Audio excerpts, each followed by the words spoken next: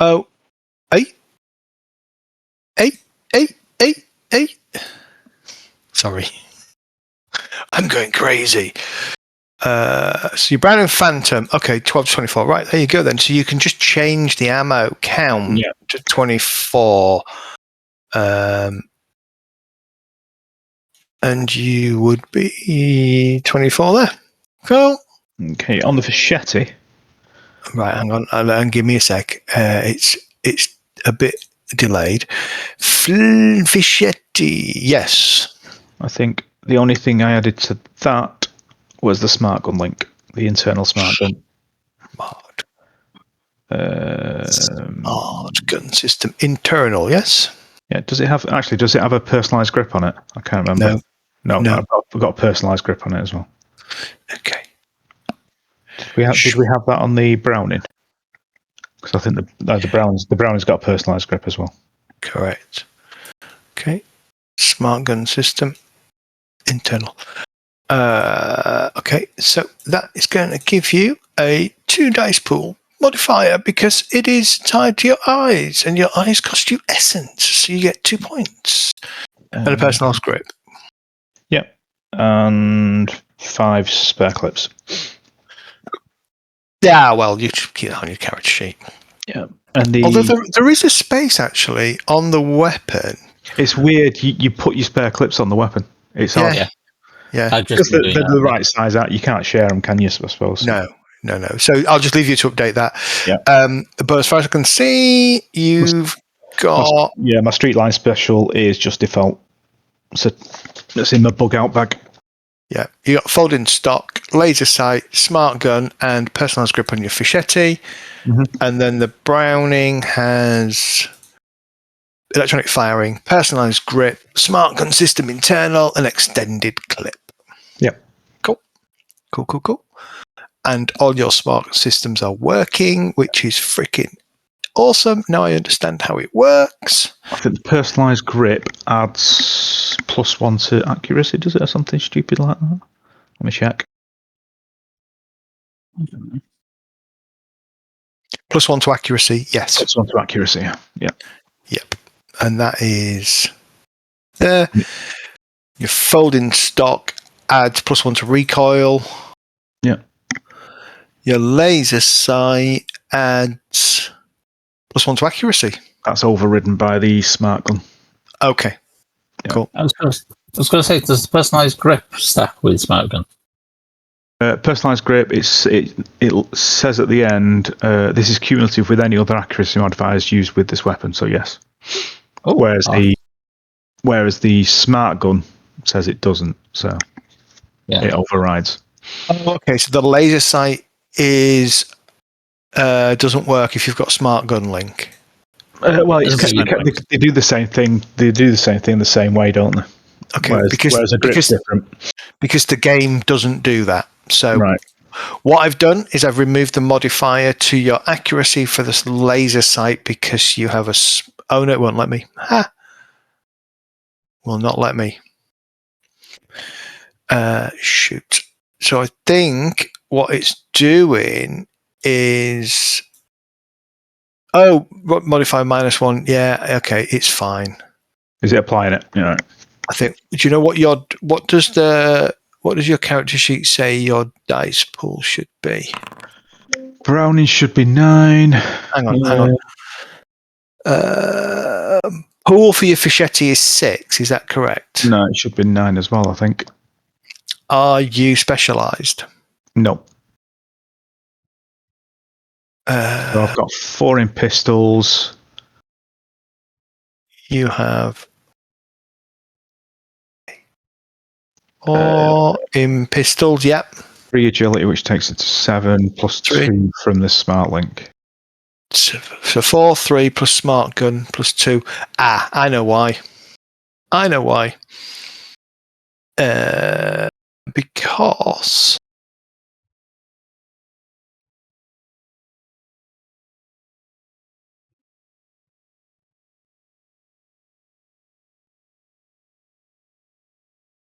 she's so slow.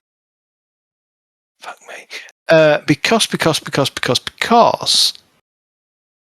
your Fischetti, I believe, is currently suffering.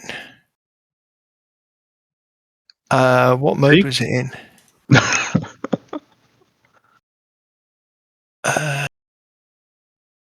Semi-automatic. I think it thinks you have recoil. Right. Shouldn't do though.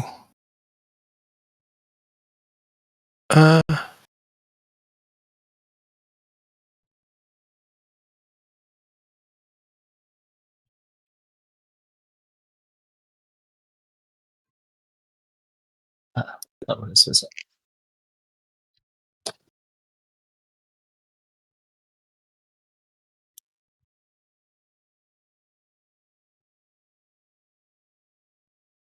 Right, let's try this again. Right, let's disable the laser sight because that doesn't override. So turn that off. Sorry, guys. We'll get going in a minute. That's fine. Sorry, dude. I just realised I'm modifying my gun again. Because of the smart grip, I'm going to add that onto my pistol. Okay, yeah, your base pool is 9, which is correct. The thing that was killing you there was you had recoil. So you'd obviously been testing the gun here and there, and it had accumulated recoil. So when you go to shoot your weapon, you will have a recoil that it counts. Yep. And if you take an action to reset, you just hit that reset button to reset your recoil back to 0. And then you probably just want to reload. The rest of them, dude. Rest of what? No, sorry, I'm talking to the boy. I just don't want to mute my mic. Okay. There we go.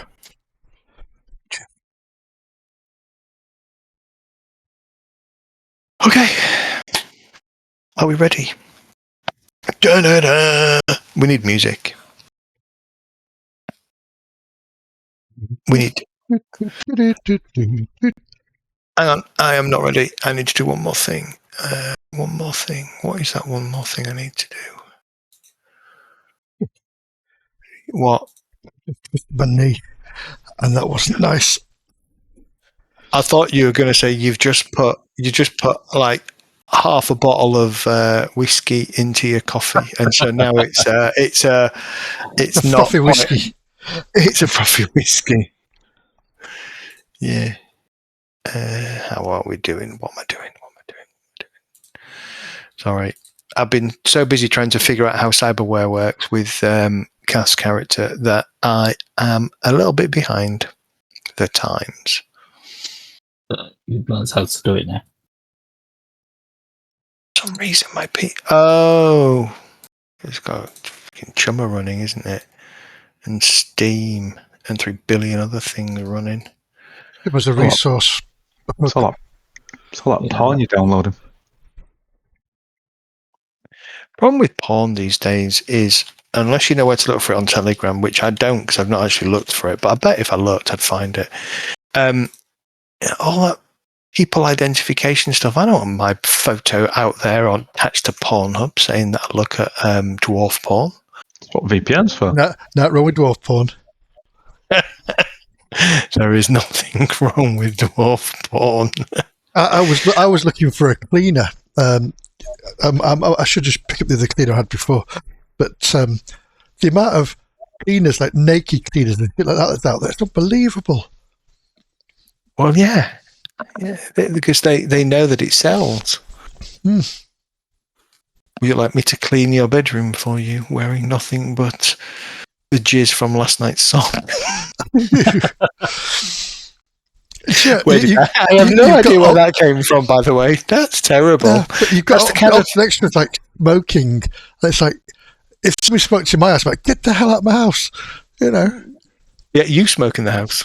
Popping balloons. What kind of fetish is that, popping balloons? Okay. Anyway, yeah, there's some weirdos out there. Are we good? I'm good. Yeah. Is everybody else good? Yep. Yeah, I think so. Okay, cool. All right, last session.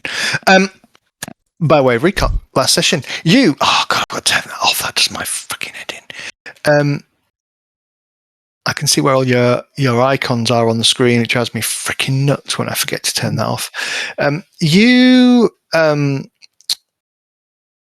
With some remote help from Threadreaper, you were able to determine that the seller, well, the Zipper had sent an email. Or had sent out the email to various people, including Nabo, the Orc Rockstar,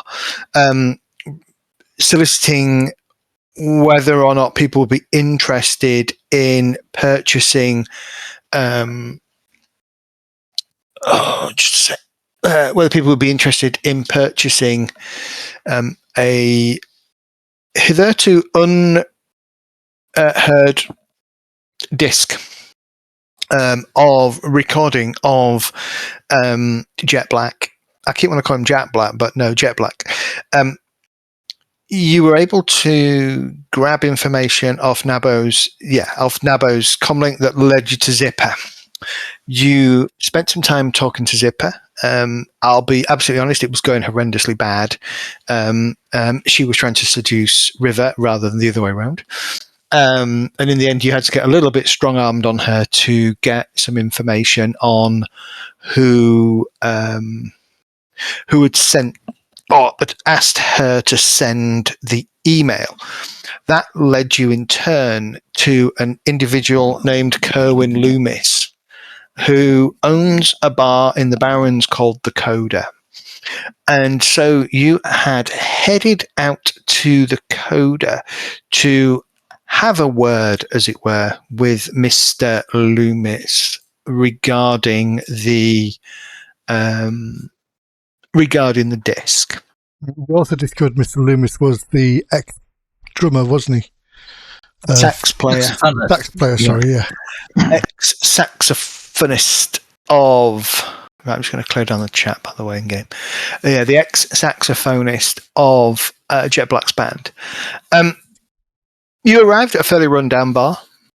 Typical. A bunch of pool tables, kiosk cubicles, and a mixture of the usual kind of synth-type alcohol, as well as some top-shelf original alcohol. And there are a bunch of patrons in here, which you were able to identify most likely as belonging to a gang known as the Trashers. You're right on the edge of an elven enclave, so kind of like literally across the road. You could see a number of elves kind of posing a little bit, but resting against lampposts and fences and stuff, kind of watching what was going on. But they hadn't kind of come across the road. You went in, you started a conversation, and eventually Loomis kind of decided to he was going out back to do something, at which point either through some kind of unseen command or gesture, the various orcs and other humans in the bar all kind of adopted a slightly more aggressive stance and began to kind of advance on the three of you, who are kind of stood nonchalantly at the bar. You whistled, didn't you? About that, yeah, he whistled, yeah. About that time, the door will open. Just before that. Just before that. Okay. Right, so that's where we are. Before we roll for initiative and stuff like that, what are we doing? Thread, what are you up to? Just so you know, I was walking to the door and then going to open it. Yeah. Okay. I'm not on the map anymore, by the way. You should be. Well, my character's changed numerous times since then, hasn't Is it okay? Sorry, right, hang on on. mute. No! Oh, I might have just deleted your character completely. Fuck, I don't understand. It's still there for me. Give me a sec. Okay. Oh, the reason why you were on the character on the screen, but the reason why you can't, I guess you got a black screen, haven't you? Yeah. Yeah, because you don't have any vision. You are not the vision.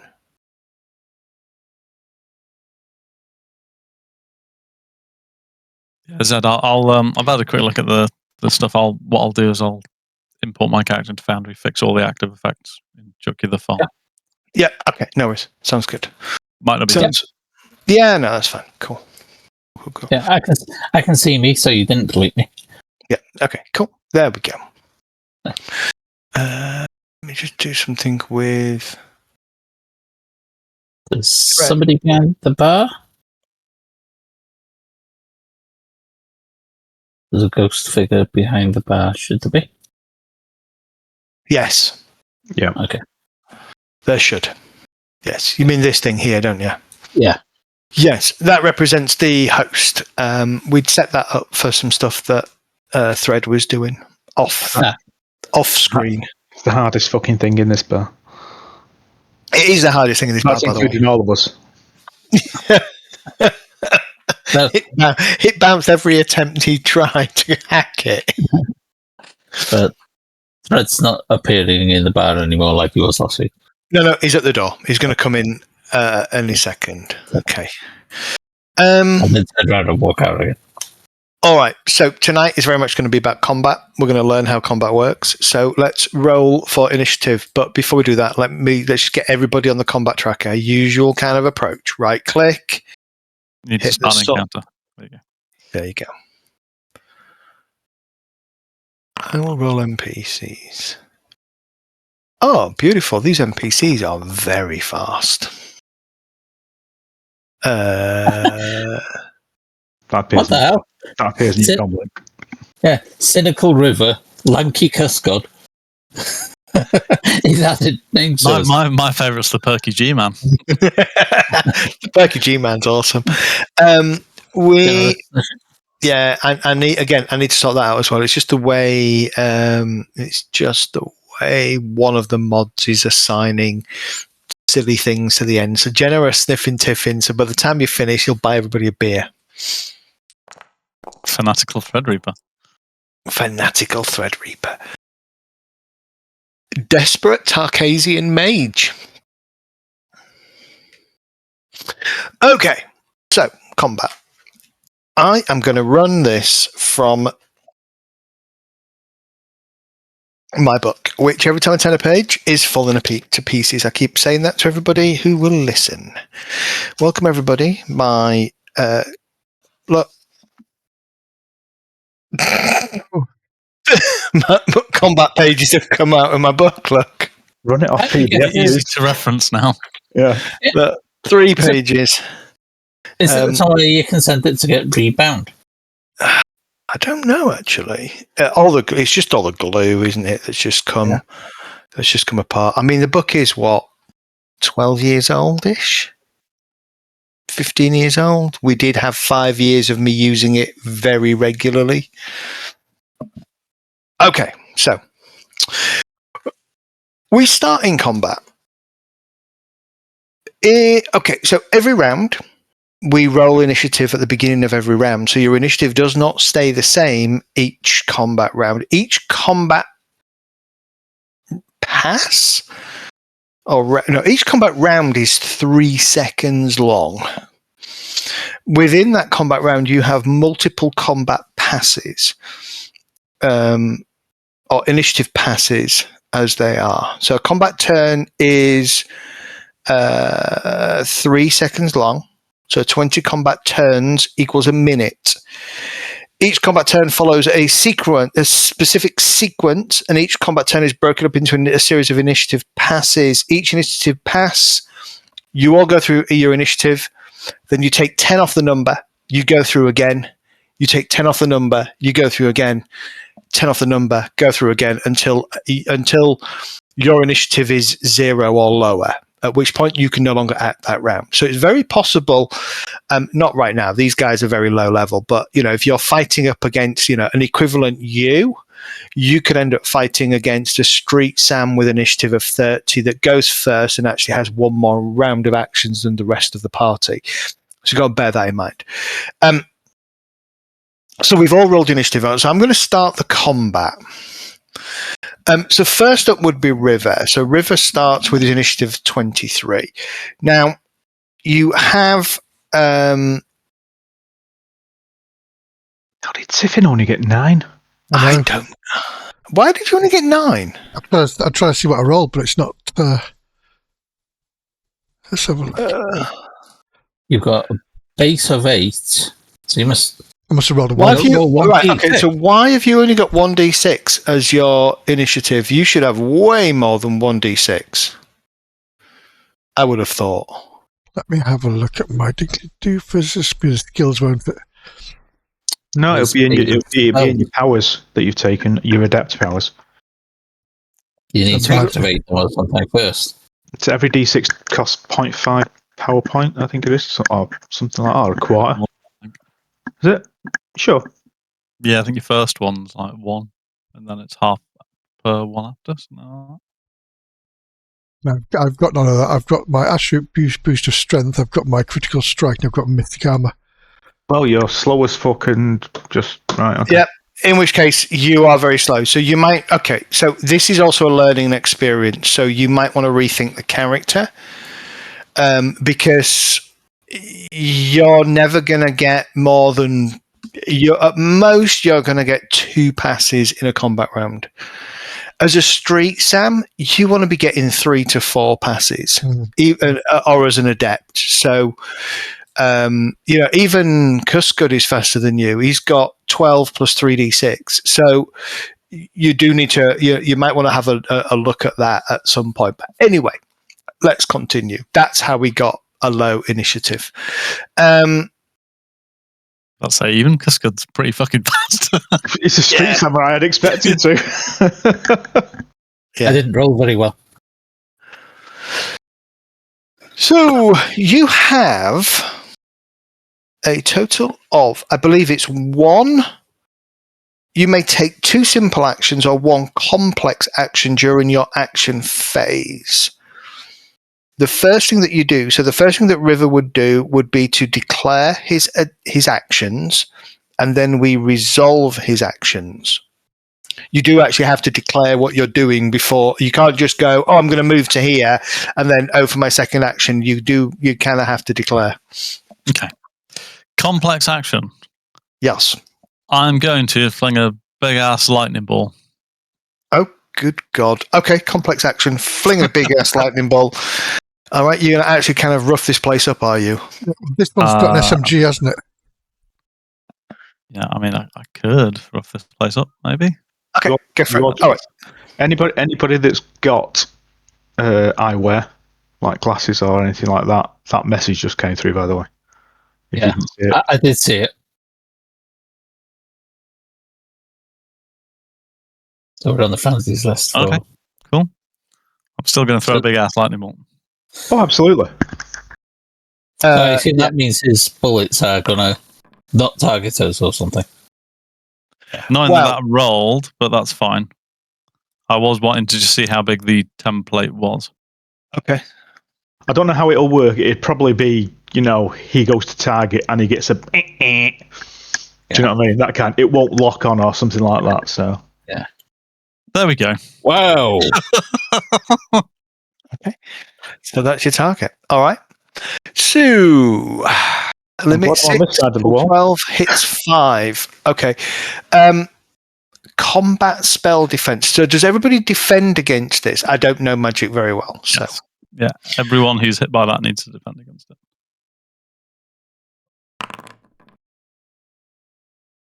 Oh no, the highest defender defends, I think. Something weird like that. Did I read somewhere?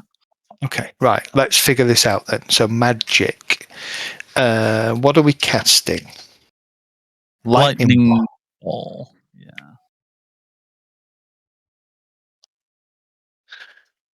Probably comes under sorcery spell casting, I'm going to guess. Combat spell. I chose a spell. Yes, I chose the target, which was in the middle of the room. I chose the spell force, which was 6. Okay. And cast the spell. I did not cast it recklessly, which you can do as a simple action, but I used a full complex action to not do so because I don't want to turn myself into a burnt out husk quite in the first round. You need to resist drain, don't you? I've got a button to do that. Okay, resist your drain. I did. Okay, cool. Which is good because on average I shouldn't have. But Okay, so incoming drain, modified drain 0. All right, so physical damage resist.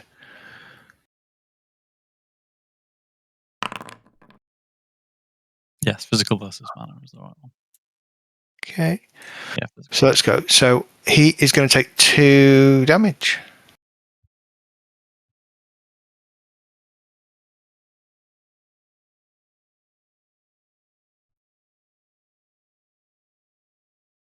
Huh. Is that how it works? I don't think that's how it works. Right, hang on. I'm going through this because we never really had a spellcaster in our game who did magical spellcasting. Damage.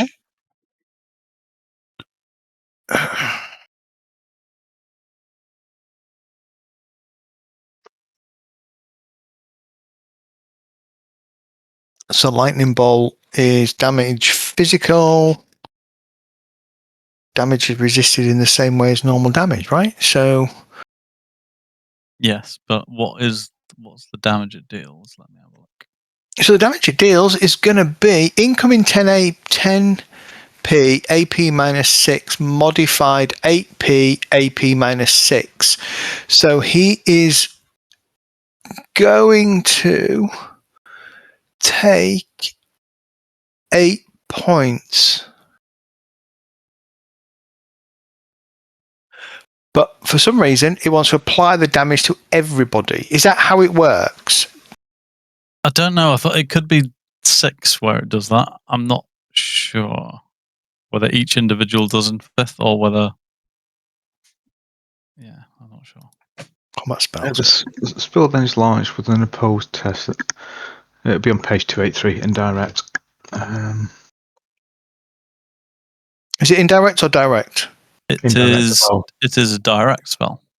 A number Oh, of no, box damage. No, a ball lightning says indirect. Indirect. Okay, so indirect physical. Yeah. I guess it's like AEO is indirect, whereas targeted is going to be direct. Okay, I see what's going on. Right. Okay. So let me kind of start this again because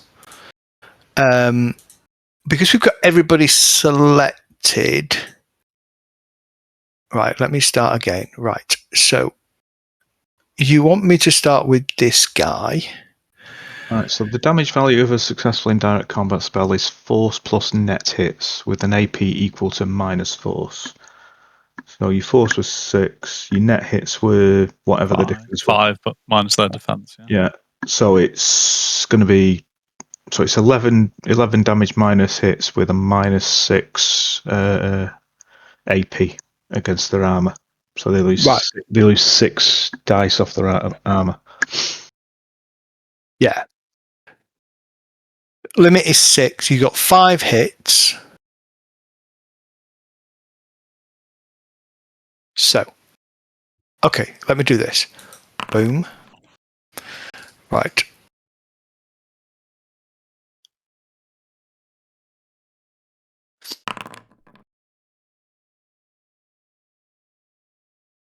So Presume they each defend then.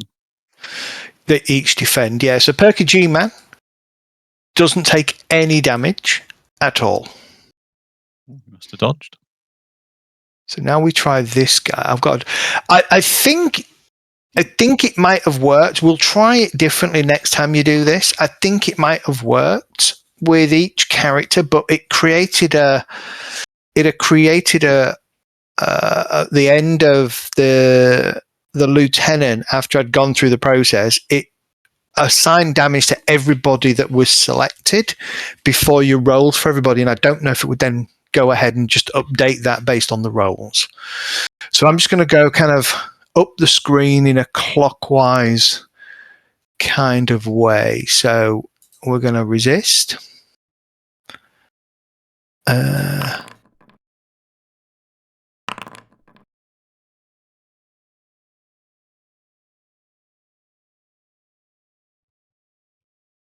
Did you take the 6 off the armor? Yeah, it's taking the it's taking the 6 off the armor. I'm assuming he must have got more than 5 on his spell defense to not take damage like you would with a gun, right? Yeah. Dodging it. Yeah. Yeah, G-Man got for his damage, he got 9 hits. So even taking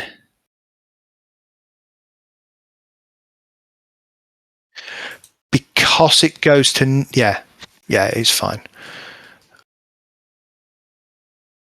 There's a 2-stage process, isn't it? One is you try to avoid it, which is your spell defense. Right. So then it does the damage. Yeah. So I'm doing the mage at the moment. So he's on a -2 penalty. He has a 6 pool with a 5 threshold. The -2 is because it's an AoE. He gets 1 hit, so that reduces your opposed net hits to 4. Yep. His physical damage resist is incoming damage of 10 with an AP of -6 and a pool of 10 total. Which means he rolled. Is that pool after the AP? Yes. Yeah, because the armor's on the resist, it's not the dodging. That's reaction and intuition, isn't it? Yeah. Yeah. He takes 7 damage. And target is knocked down. It's also electric damage, so he takes 5 off his initiative.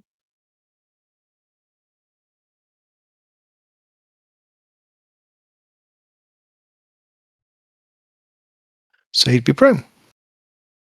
We'll go to this guy now. Sorry, there is probably a quicker way of doing this. So when I do the combat spell defense, so he's got a reaction of 3, an intuition of 2 with a -2 penalty for it being an AoE. So his pool becomes 3 dice total.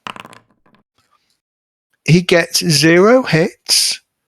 So now he's rolled physical damage. So it would be 11 damage. He's got a -6 AP and a 10 dice pool.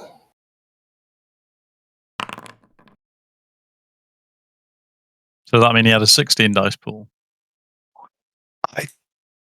I'm just looking. Well, the 10's probably armor plus body. And then the -6 will probably take it off that, so he gets 4 dice. No, his armor is 12 and his body is 4, so he has a 16 dice pool, so it goes down to 10. Yeah. Okay, so he's still going to take 7 physical, and he is also going to be prone. This guy getting a bit quicker now. It's always good to just kind of go through everything. Do we know what we're doing? Sorry to start with the most complicated thing we're probably going to look at tonight, but That's fine. At least we know what we're doing. As I say, it probably can handle multiple targets at once, but I didn't want to risk it. Oh, he's unconscious, dead. Yeah, he's dead. This one.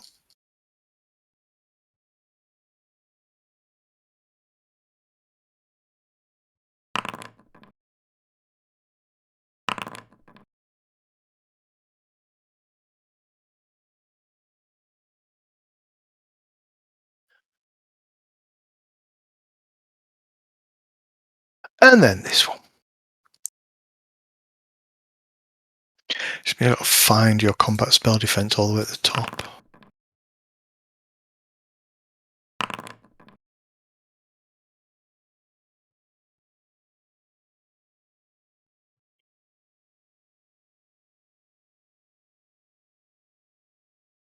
Okay. All right, that's all of them. You have the boss is unarmed. Everybody else is injured or badly injured or near death or unconscious. So that is your... So if it's any easier rather than chasing down the message at the top, we can pop it out,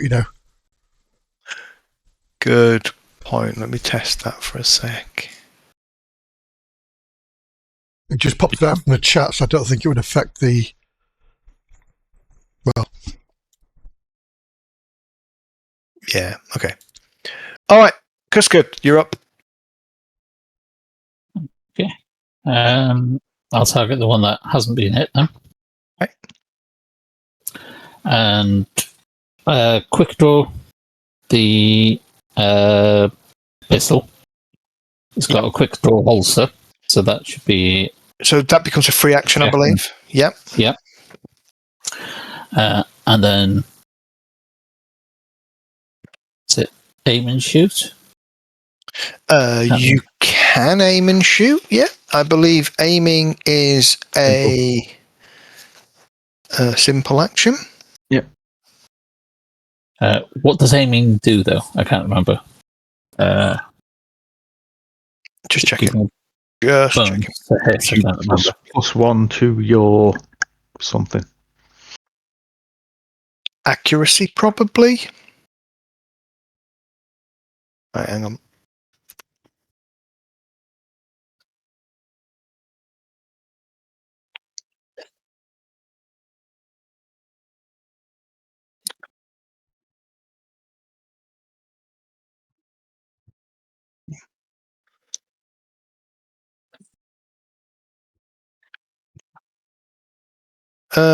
There isn't an aim action. Is it called take aim? Take aim. As a... Yes, it is. It is definitely called take aim, you dickhead. Dickhead.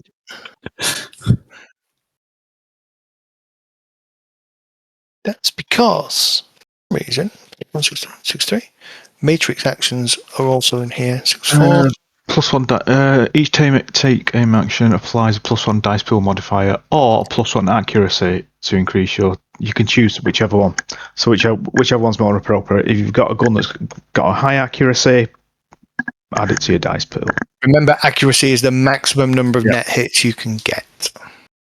Accuracy sounds like the better option when you've got lots of dice for your gun skill, I would guess. Oh, don't forget, you're only going to get probably max half of your dice pool coming through if you're lucky. Yeah, on average a third, isn't it? But yeah. So what you would do is you would change your limit if you're going to, because the aim isn't, you would just change your limit to 9 for this roll if you're taking aim. Okay, I have a slight problem here in the fact that it's saying the current actor needs a linked token for targeting to work. Hey, what? So I'm guessing the token on the screen isn't linked to the character sheet. Have a look. If you just put invisible men in the combat, that's just ridiculous. Link actor data. There you go.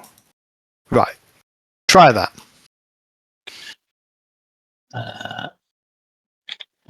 There we go. It's a closed character sheet. Nope. Current actor needs a linked token for targeting to work. Who are you targeting? The Perky G man, the one that's unarmed.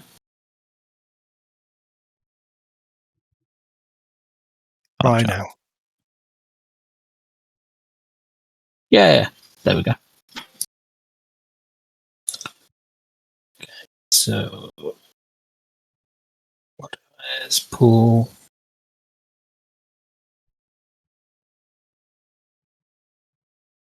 Okay, I've got a modifier in there. If I'm taking aim, do I increase that modifier?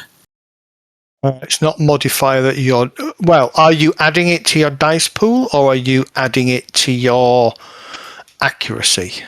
Accuracy. Then you increase the... Limit. Okay.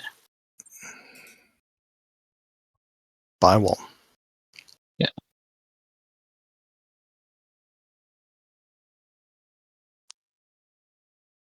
I think that's right. Shouldn't be anybody invisible on screen. They're all visible.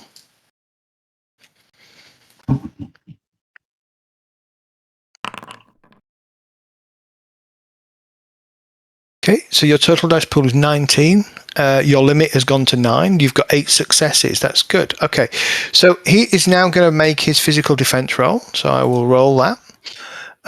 He has no cover currently. He's about to get some, though. So I think he is going to...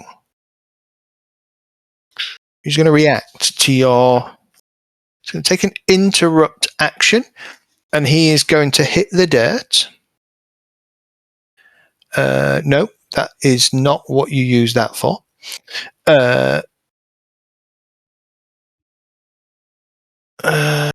Dodge? He's probably going to dodge, isn't he? Well, he's dodging anyway. I think there's an interrupt interaction. There is an interrupt dodge. Hit the dirt, intercept, parry, full defense, dodge, or block. Yes. Okay. So let's do this. So he's going to dodge, which is going to allow him. So first and foremost, there isn't a way for me to apply the dodge action to his character, is there? I mean, you could just add it as a modifier, can't you? Yeah. I'm just looking at his. Oh, I can change his initiative. So he is Perky G-Man, isn't he? So as a reaction, you can take as many interrupt actions as you have initiative for. When you take an interrupt action, there is a penalty to your initiative score that is applied immediately. Everything bar full defense is a one-off reaction to that situation. Full defense is for the entire round. Hence it's a -10. And full defense also stacks with a bunch of other things as well, by the way. So it's always worth looking at that. So the dodge action. So he's going to lose 5 off his initiative. So his initiative is going to go down to, I believe, to 8. Yep. Which is going to change his order in the combat. He then gets to add his gymnastics skill to his defense test. So if I look at the Perky G-Man, he gets to add his gymnastics skill, which is absolutely not really worth doing, but hey-ho. And then he rolls his dice. I presume even untrained, you've got, what is it, agility on or something like that, is it? No, it's your gymnastics skill. It's the skill rating. Skill rating. Oh, it's just skill rating, not the dice pool. Correct, yeah. Dice pool would be overkill. Yeah, because you've already added. You've probably already. Okay, so attempting to dodge, he gets 2 hits, but against opposing net hits of 8, which means there is a net hit of 6. So the attack will hit, doing damage plus the weapon. So the base damage is 8 piercing, 8 physical with -5 AP. -5 AP. Bullets. Okay. Someone using ACP. Somebody's using illegal rounds. Okay. Cop killers. Cop killers. Right down with them. So you add your total. You add your total net hit. So 8 and 6 is 14. So the incoming damage is 14. It's physical. Because it's physical, because the incoming damage is greater than the armor.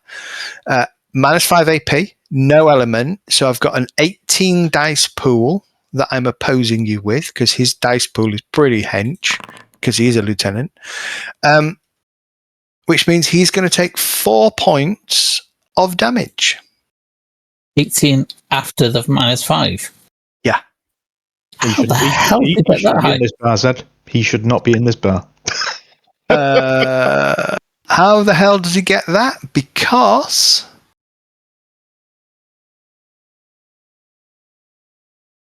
he's got a high body, a very high body, and an armored jacket. So that gives him a very high total.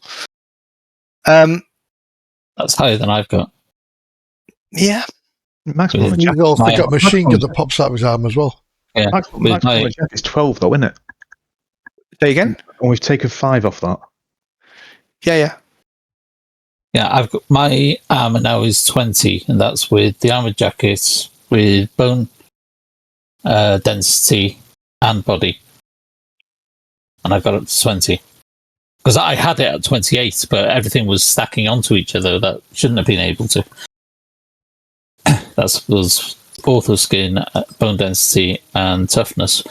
They didn't stack together, so I had to get rid of some of them. Do check something. That does feel a bit wrong because if it's an armor jacket's 12, is it? Yeah. I don't get how he's got 20 because mine's. If he's got a 3,000, has he got 2 pieces of armor on, and it's adding the 2 together? No. Ah. Ah. Because that should be like 12 minus 5, which is 7. I know That's what's his going body. on. I know what it is. Yeah, I know why, and it's correct. He has got 2 pieces of armor on, but it's one of those situations where the armor does stack. So he has a very obvious cyber arm. It's like not hidden, not nothing. It's full silver, Johnny Silverhand, Tusky Silverhand or green hand.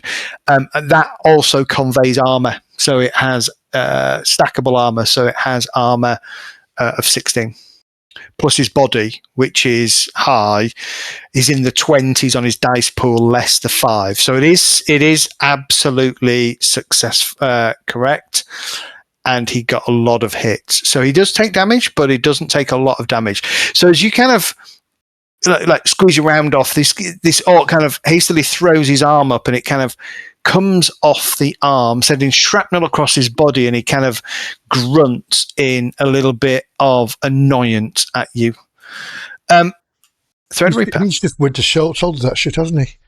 He has Winter Soldiered that shit, yeah. I'm weak because my armor's only 9. Medi, you need to rebuild your character. Well, it was. Mine's I'm only sure like 9 as well. Threadripper, you're up. Well, all hell has just broken loose. You've heard a big crackle of energy and a big flash of kind of whitish, bluish kind of sort of electrical energy, and then a definite retort from a pistol, screaming and yelling. okay. Taxi. In AR, the guy that I've got 2 marks on his deck, he's done what he's done. I am going to see what I can do. We've got another 2 there that are unharmed. Should they be? I thought everyone had been injured apart from They like dodged the lightning ball. All right, let's I thought use all those of them were marks and let's lock his arm in place, shall we? Above his head. That might help. Let's see if we can do that. But not like this, I assume. Okay. So the problem is, it seems that in order for CAF to target somebody, it needs to have linked actor data, and it's done exactly what I thought it's done, and it's reset everybody that I've linked to the actor data to. So he should be pretty much the same as this guy here. My initiative on my character sheet is 10 plus 3d6. I wonder if this is Shadowrun 6, isn't it? I'm going by. Yeah, probably. I just clicked up a token and it's took me out of Finger. Have I gone for the tracker? Yeah. You are. Amazing. If I re-roll, I was on 14. Yeah.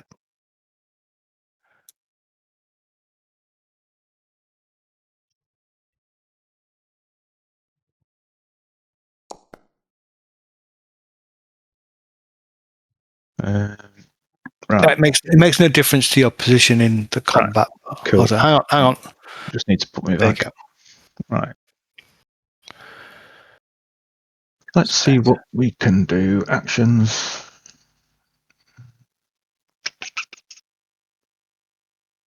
I could try and. Yeah. There you go.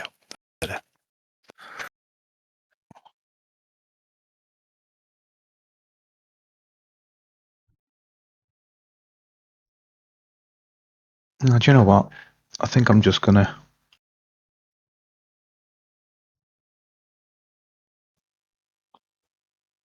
I'm gonna reboot his eyes. So that falls. I've got the mark already. So I'm just gonna reboot device. Okay. He doesn't have cyber eyes. Just so Yeah, you know. picture. I thought you said he had cyber eyes when I Nope. thinking. Nope. Because No. I thought you said he had a smart link. No, he doesn't have smart. No, he does not have smart link. Okay. Oh well, his Ares. Yeah, well, his weapon does have a smart link. He probably has shades on that have a smart link attached to them. Okay. I will. So we would assume you would have a mark on his shades. Well, no, I've got a. Well, Because you need a mark on each device that you want to manipulate, right? no, I've got a mark on his. I've got a mark on his com link and everything under it that's on under his pad. I've got a mark via that. I've There got you two go. marks. Okay. Yeah. Okay. Okay. Let's think. So if he's got shades on, that's 4. So he hasn't got eyes. I won't do anything with those. You can't use that. I'll try and brick his arm. Okay. So let's try and brick his arm. We will do a data spike. Did you roll? Which initiative did you roll? Did you roll in? I'm in AR, which is 2d6.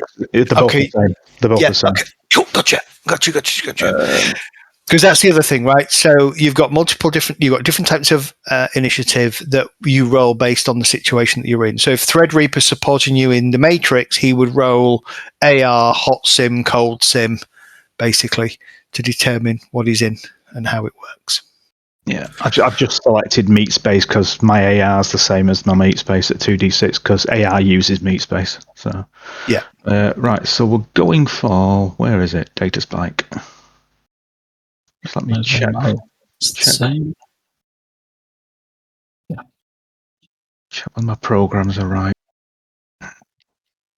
Yep, they are. Right. So let's go for data spike. Okay.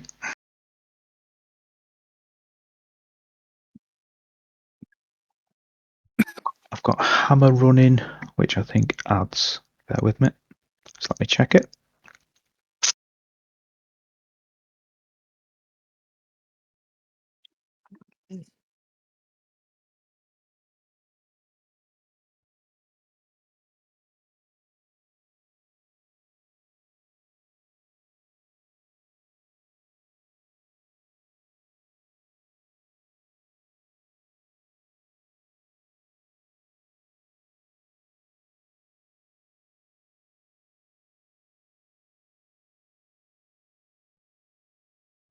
So +2 damage volume on matrix damage, which will be on the gun, right? To fill its thingy, right? Okay.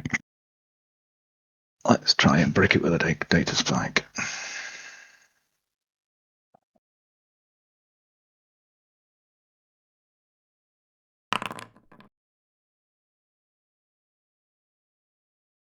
he'll roll Matrix Defense, Which is off his whatever it is.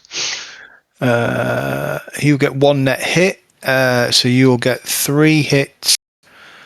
So now he's resisting the damage. Hammer is +2 matrix. This doesn't. Okay. Okay, so it's got +2 to the damage value. So Yeah, it had that. Okay. Well, you will break his Sony Emperor. oh no, that was on his arm. Okay, you didn't have a mark on his arm. I've got the mark on his arm via his comlink. Everything that's under his comlink is linked to it. Okay, so how much damage? How do I know how much damage something has? Let me look up data spike. Well, DataSpike just says it does damage to the target. It says damage is matrix damage 228.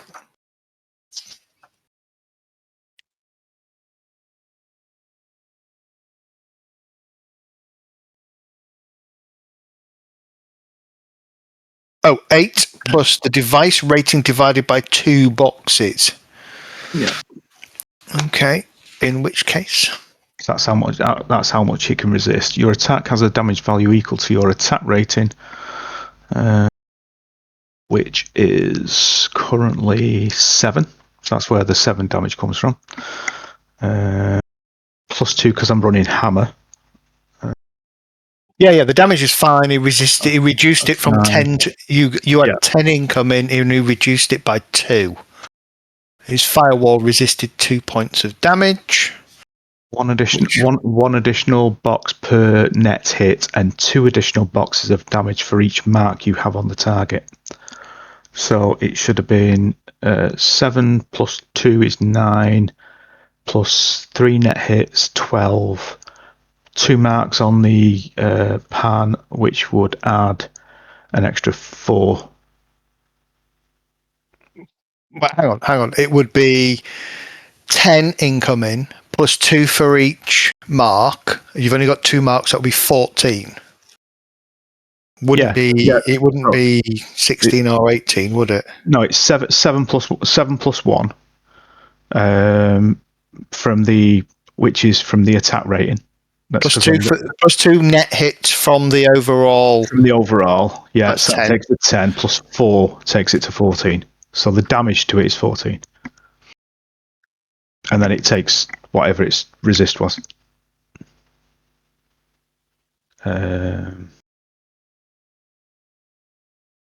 See, so many of these little things in this game are freaking complicated because I think you have to mark the actual arm. No, it's under the control of the comlink.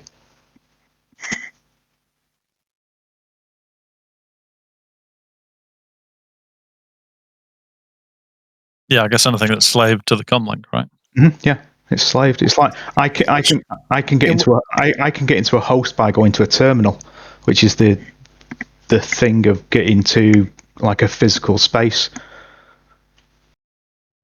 Right. Let's have a quick look at the definition of a device, because this is technically a device. Yeah, so it'd have its own device rating. It'd use its own device rating to resist it. So that it'd be device rating plus firewall, and it'd be using I'm not sure whether it'd get the firewall because it's on the comlink. Devices have a smaller than persona-sized icon in the matrix. They also have 3 ratings: a device rating and 2 of the matrix attributes: data processing and firewall. For most devices, the matrix attributes are the same as the device rating, which is what it would be. So let's have a look at the device rating for the Cyberlim.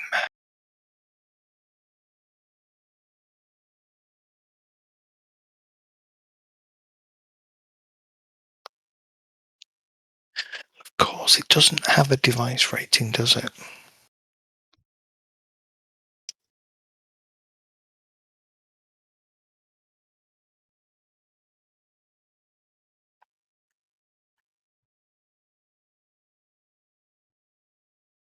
Oh, yes, they do.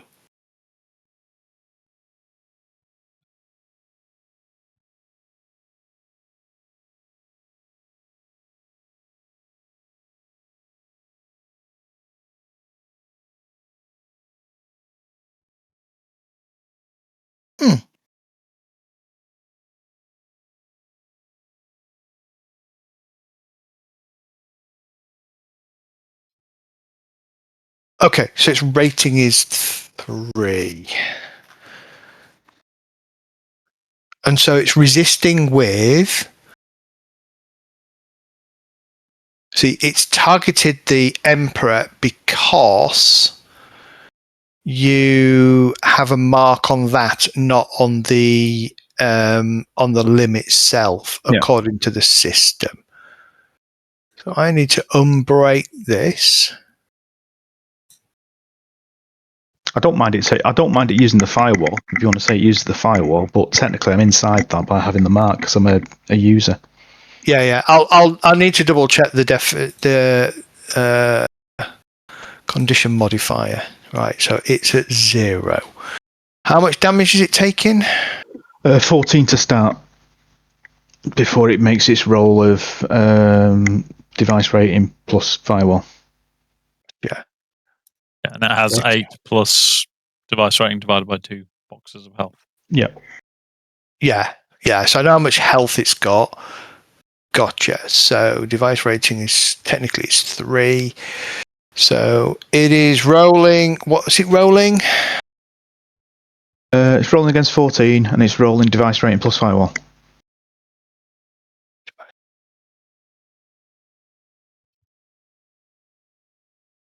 So it would get the firewall of the comlink, and then it would get the device rating of itself, because I guess you've got to target through the firewall, right? Technically, I've breached the firewall because I've got 2 marks on it, and I'm a registered user. I've got those 2 marks on the inside, but I don't mind if you say it uses the better firewall. Probably not much in it, to be honest with you. Well, actually, the firewall would be 3 as well, so it would actually be better. Actually, it's better. It's 6. It's a total of.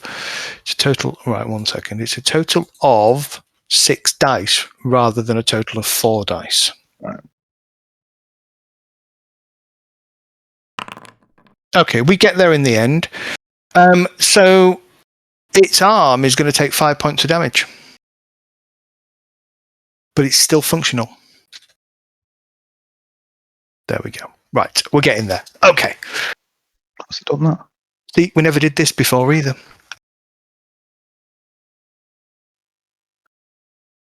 So I'm confused there because I've done 14 damage, and he's rolled 6 dice. Yeah. So I don't know how that's got down to 5. Oh, sorry. Because you didn't do 14 damage based on the dice roll that I was opposing, you only did 10. You only did 10. So it's not added the extra plus 1 plus. It's not added the extra 5 on. No. So okay. His arm's still functional. So technically, it took 10 damage. 9 damage. Right. Okay. Because he opposed it. If you got 14, he succeeded with 5 net hits, so that reduces you down to 9, which means the arm is still functional. Okay. That's me done. But only just. Okay. We get there in the end. We will get there and we'll understand how this works. What we need to figure out then is how do you target individual devices within so that we roll the right counter. But that's fine. I mean, I can just modify the dice roll if necessary. It's not a problem. I think we both press skip forward then at the same time because the guy with the pink hair needs to go. Left-hand side one, yeah. In the tracker. I press move forward. I think you did as well. I'll stop doing that. No. They're on the same. They're on the same initiative. So we're going to start with this guy here who is injured. He's going to charge forwards and he's just going to go straight into sniffing with a pool cue. Do you wish to do anything like dodge, or are you just going to try and resist it all normally? I'm going to try and resist it normally. Okay. Because, well, my armour's come up as 9, but it's not taking into effect my magic armour. Because that should go on top of that as well, shouldn't it? Have you cast it, though? It's always on. Mage armor as an adept. Yeah. Okay. Yeah, it probably hasn't. All right. Give me a sec. Let's see if I can fix it. So what is your armour rating for your armour? 9 is my highest. No, for what is Mystic Armor is 2. Mystic Armor is 2. Yeah. Okay. So for now, when you come to resist with your armor, just add a modifier of 2 to the thing, and so that should increase your pool to 11. Yeah. Let's see if I can drag so that. I'll fix it in a minute. So he But swings. You could do something like block it. It's melee, isn't it?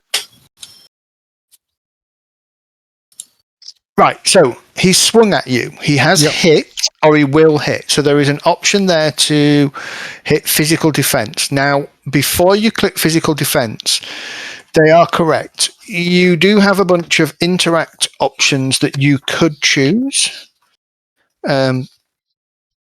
So you could... Is there a parry? There is a parry, yes. What's in your melee skill? Fantastic. Ranks. So interrupt action parry. A character may choose to use his own melee weapon skill to deflect incoming melee attacks as an interrupt action. By decreasing your initiative score, the defending character can add his melee weapon skill to their defense test. This is a one-time add. So your initiative, right? So if we look at your character for a second. That would drop right down to the back of the list, basically, which I don't really want to do. Yeah, you would go down to 4 on the initiative tracker. Yeah, but you could add your unarmed combat dice pool of 6 to your total defense, your defense roll. It's whether you think it's worth it or not. No, I don't think so, because I'm going to have all those other guys pounced on me after that. Okay, so just go ahead then and roll your pool. So you have 11. Yeah. No, it's 8 according to this. You're not on army yet, Maddie. You're on reactions plus reactions plus agility or intuition or something like that. Yeah, intuition reactions, isn't it? Yeah. So if you notice, it says physical defense, which is roll your physical defense. I can't see that. Sorry. The last box I can see is my. I've got Mystic Armor. Oh, there we go. I can see it now. Yeah. Sorry. There you go. So you've got no cover, no active defense. So it's reaction plus intuition, which gives you an 8 dice pool with a threshold of 2. Let's see what happens there. Yeah, you knocked it out of the way. Yeah, you dodge out the way. As the pool cue comes at you, you kind of spin and the pool cue hits the edge of the bar. That is his go because his 2 actions was to move and attack you. Fantastic. So the mage is going to rise from prone. Of course he is, because, Where do the thresholds come from? Just out of curiosity, because if I click on defense now, I haven't got a threshold or limit. I've just got a pool. I'm just wondering, should I have? The threshold is a target that you're trying to get over. So the threshold in this instance was the 2 net hits from the bad guy. Yeah, it's different than a normal threshold. That's just what you need to get in this. So right. So it populates when the attack comes in. Right. Yeah. Okay. That makes sense now. Okay. With a shriek, the mage.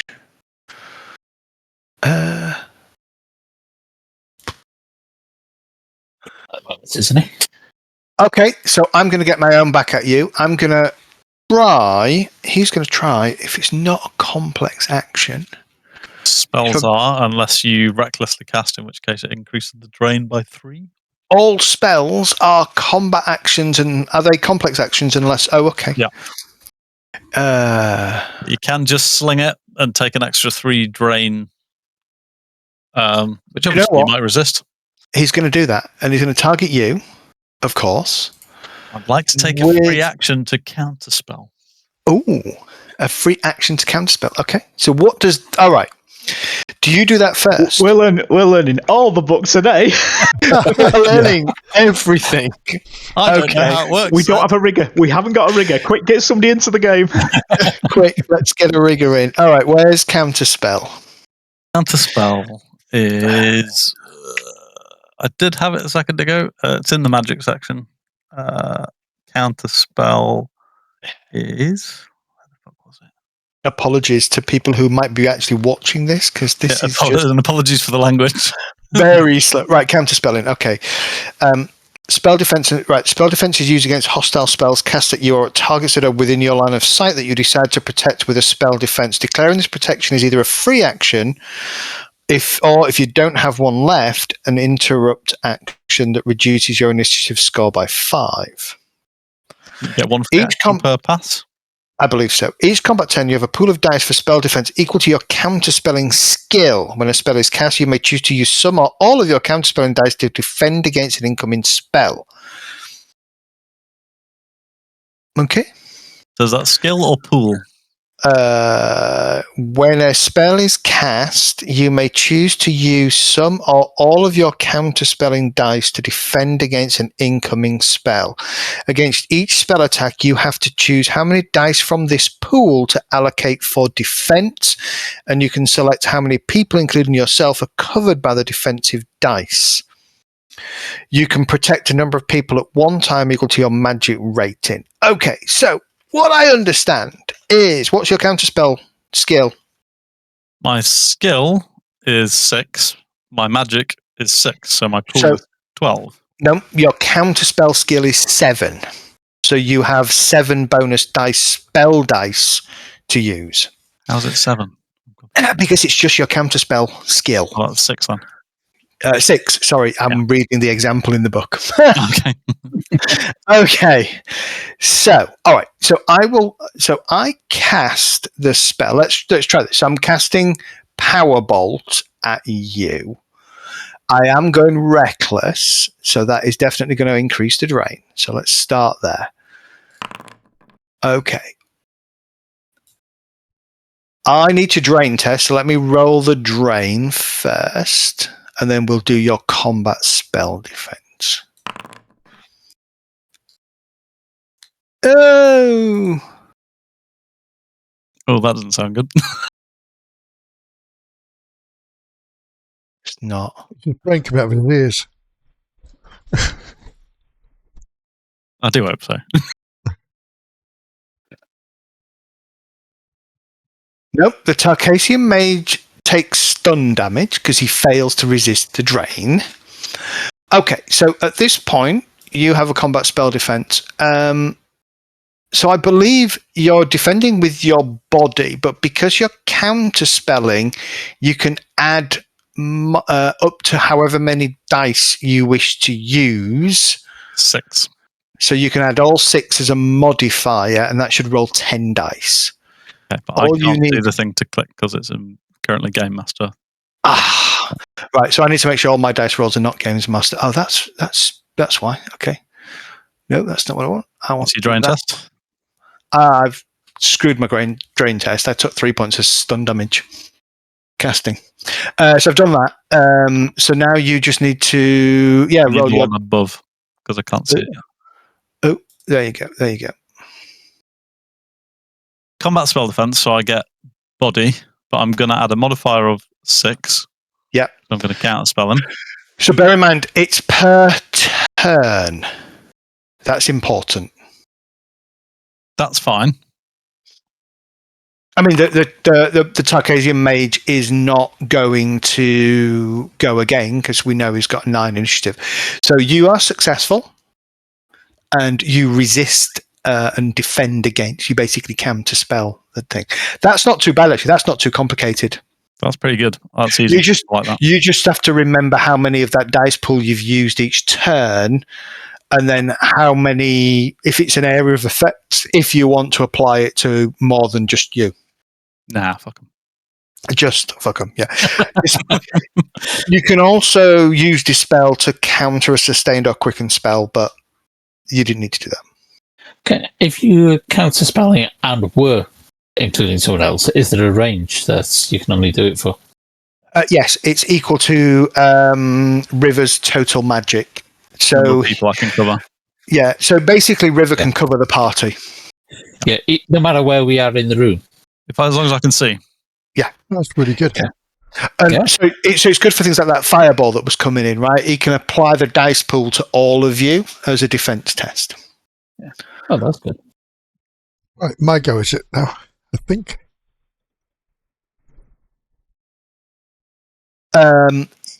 No, it's Well, yes. Stephen gone. It was We because are. the guy who spoke his initiative was 10, but now all of a sudden it's 9.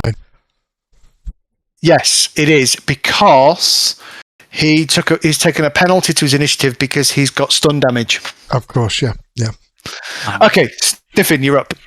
I'm going to try to hit the guy in front of me with my gloves of stunning. Okay. All right, your gloves of stunning. So we're doing. You are doing. Okay. All right. Well, roll your attack first. Make sure you've targeted him. Roll your attack first. Yeah, I'm curious as to what that is. I think this is right what I'm doing.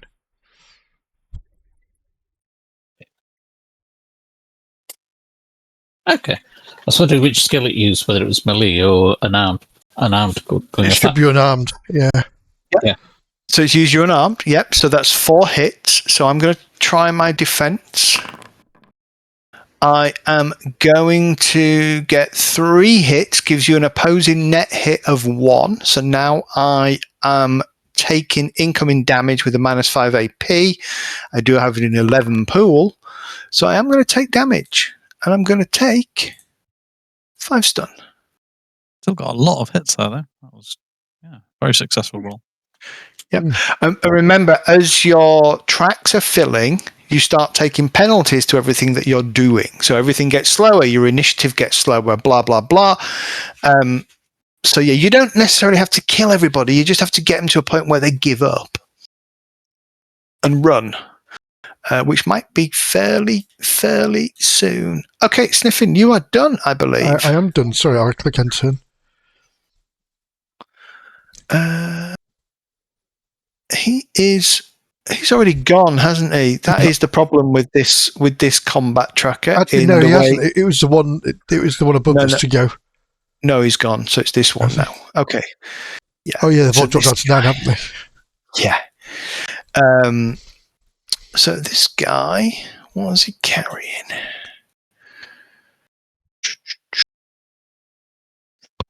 Okay. Yeah, he's going to rush forwards. You can move 6 meters. Each square is a meter. He's going to charge straight in at Cuskard. That's Cuskard. Have you already been? Yeah, you have, haven't you? Top of the round, wasn't he? Yeah. Yeah, Yeah, I shot the. Okay, so he's going to charge in with his action, and then he's going to swing at you with his hand razors. I'll start with my attack. That's not going to work. It's an unarmed attack. All right, no, I won't because they're not working. So he's going to swing at you with a pool cue. That will work. Okay, you can now roll your physical defense. Again, do you wish to just go with physical defense, or do you wish to use an interrupt action to dodge or parry or anything along those lines? I'll just go physical defense because if I go for any of the others, Your anyway, initiative even drops. if these, a dodge, I'll only increase it by 1. I could use unarmed like blocks and things, but I won't bother. Okay, so roll your physical defense. So that's that. So threshold means what I've got to beat. Right, okay. That makes sense now. Yeah. You have a threshold of 1 to beat. Jesus. Oh, that's cool. It's included the reach bonus. That's interesting. My screen has just decided not to show me what I need to see. I didn't see a word of that roll then from Kath, but it sounded like it was a good one. Yeah, he dodged it. 6 successes. 6 hits. Very nice. Okay, 6 hits, 6 successes, no damage incoming. Awesome. All right. So next up on the initiative tracker is Perky G-Man. G-Man. Yeah. Who is... Oh, no, it wasn't. It was... Oh, he should have got from prone. He couldn't have done any of that. Sorry. That's okay. He missed Oh, anyway. I could have got up and run straight at this good. Yeah, he'll have got up and run at you. Okay. No harm, no foul. He didn't damage you. So, Perky G-Man. All right. The name still tickles me. Perky G-Man. It might be quite cold in here. That's what I'm thinking. If he's shooting with a damaged cyber arm with a gun in it, is there a chance of it misfiring or something? No, not really. Okay. But he does. He raises his gun and he will point it at... it doesn't really matter who. I'm going to roll 3 dice. Roll a dice. He's going to point it... He would point it at... River. Me. Do me. Sniff him. Alright. And nothing happens. And he swears. And then he runs forwards. Even the gun's scared of me. What did you do, Sorrow?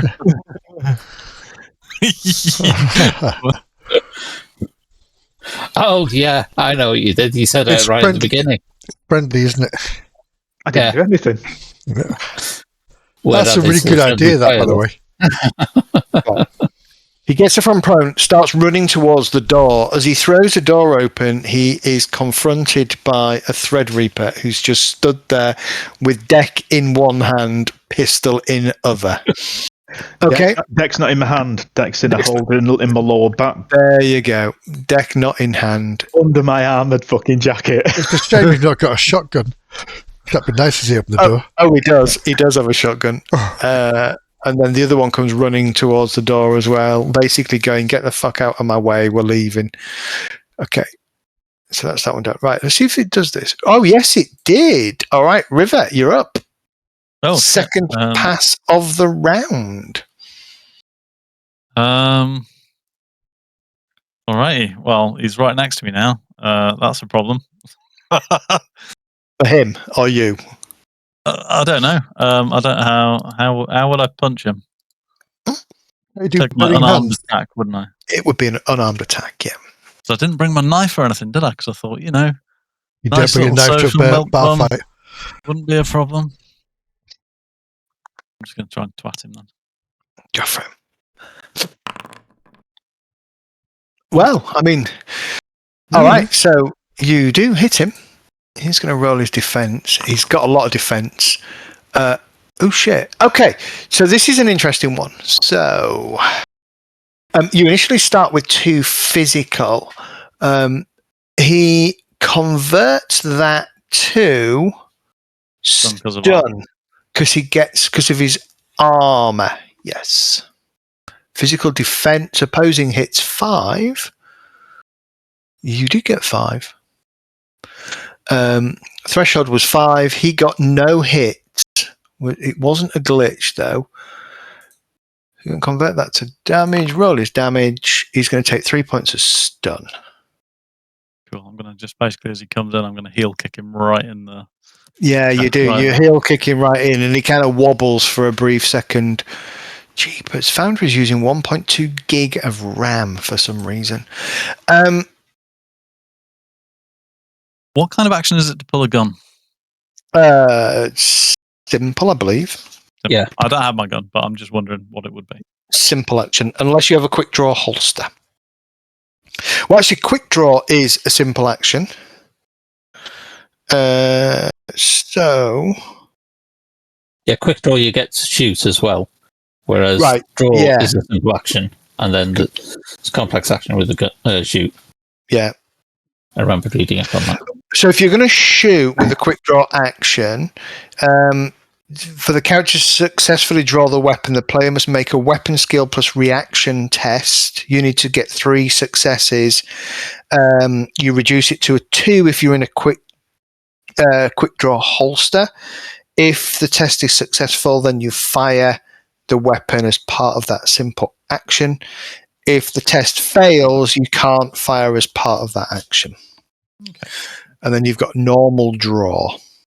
As I said, I don't have a gun, but I just wanted to know if in this situation. You do still have an action left, though, I believe. I do still have an action. Which I think I will. Well, obviously, I'll try and batter him again. But, not quite as good, but we'll see how he does. I think he's just going to soak this pretty nastily. Oh, a melee attack actually is a complex action. Oh, is it? Ooh. Mm. Oh, well, that one didn't happen then. I'm In which tempted to case- run to the van and just get my turret up and just go straight to his bar. In which case, I've been misunderstanding because I thought a melee action was a simple action. It's not. It is a complex action. Firing a bow is a simple action. Firing a weapon in semi-automatic, SSBF, and FA is a simple action. Cool. But melee attack. So me running those guys in and swinging at you couldn't really have happened. I don't think anybody took any damage though, did they? So No. not a problem. Okay. In which case then we go to Lanky Cuskard. Is he lanky? Ish. Also, I believe you so- can shoot in melee, but you do take a penalty. okay. But you just said that it's simple action for me to shoot then. Correct, yes. So would that mean I could shoot and punch him then? So it's simple and a complex. No, Well, you've got one complex or two simple. Ah, right, okay. So can I shoot twice? Shoot twice, yeah. You can. You'll be suffering. You'll start to suffer recoil, but that's absolutely fine. Yeah. I just need to double check something. Firing a bow, if you haven't got it loaded, you haven't got a. It's complex. It's complex. Yeah. Because it'd be or two simples, wouldn't it? It's simple to technically. It's Yeah. simple to load. It's simple to fire, which is a complex. Yeah. Yeah, they have a special complex action specifically for loading or firing a bow in one round. But yeah, it's two simplexes. Okay, so yeah, you can attack in melee, but I thought there was a penalty. I'm trying to find it. Sorry.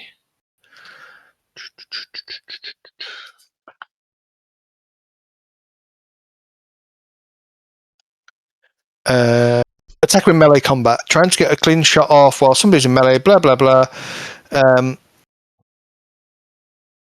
So attacking in melee gives you a -3 dice pool, Okay. but it's doable. Can I target someone other than the one that's in front of me? Like, could I? You can target whoever you want, but you're still strictly in melee. Yeah. So I can shoot the one that's trying to hit River. So I'll try and shoot him twice. Yeah. Okay. I like this. Big strapping man coming to my rescue. As you're firing bloody balls of lightning all over the bar. Yeah. Those pool tables will never work again. You do realise that. They have to be replaced. Fine. You And that might go batshit crazy. Yeah. As long as I'm not full of holes, I'm fine with that. Now playing Rick Astley. Oh, So what was the penalty? Hey. So it would be a -3. So your modifiers would go down to. You could put a -3 next to -3 next to 2, or just change it to a -1. Yeah. I'll put the -3 just so that I know what's going on. Cool. And then, Should work. Don't forget, you do have edge. Okay. Need it, but look at that. so it doesn't need edge. Didn't seem to take your -3 into consideration there. You've tweaked your character really nicely, Kath. In fact, it didn't take it at all. so roll it again. Yeah, roll it again. This time, either change to put -3. -1 3, actually. It'd be Yeah. -1 because the 2 is coming from your smart gun. I think we'll try that. See what happens. Okay, I'll reset the recoil then because this is redoing it. And let's delete that. I'm assuming that recoil from the first pass is still included. Should, yeah, but he's reset it, so no. He can't reset it any other way. So Now your pool's gone to 23. No, it hasn't. No, it's gone to 16. Yeah, that's fine. Cool. See, that's wrong as well. Okay. All right, we'll take the 5 hits. Just keep going with the 5 hits. Physical defense. He's going to roll his defense. He's not getting cover. He is going to take a bunch of damage. My goodness. He's dead. Ooh. Why have I applied that to Cuscud? That's the only way you're going to take him down.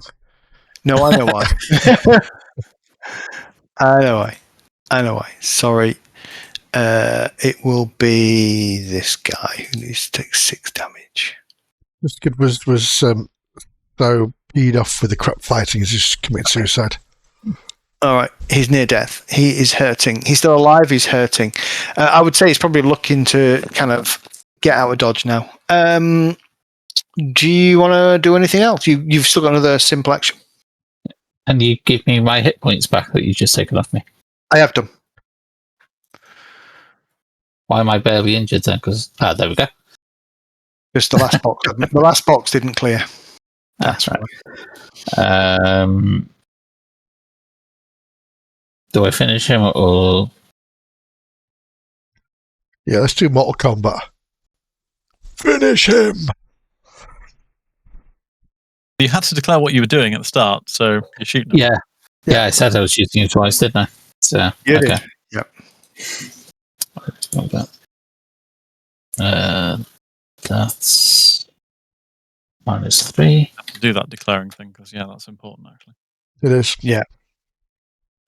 Because you might declare, because if you make a declaration you're going to shoot somebody twice and you kill them with first round, you've effectively declared that that's what you're focusing on. Yeah. Don't. Double tap. Okay, so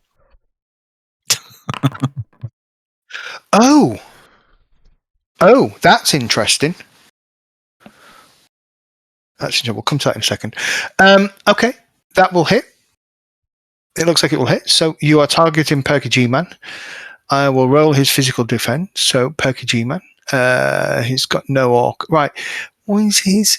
He's got no initiative, so he can't do anything other than take a shitload of damage.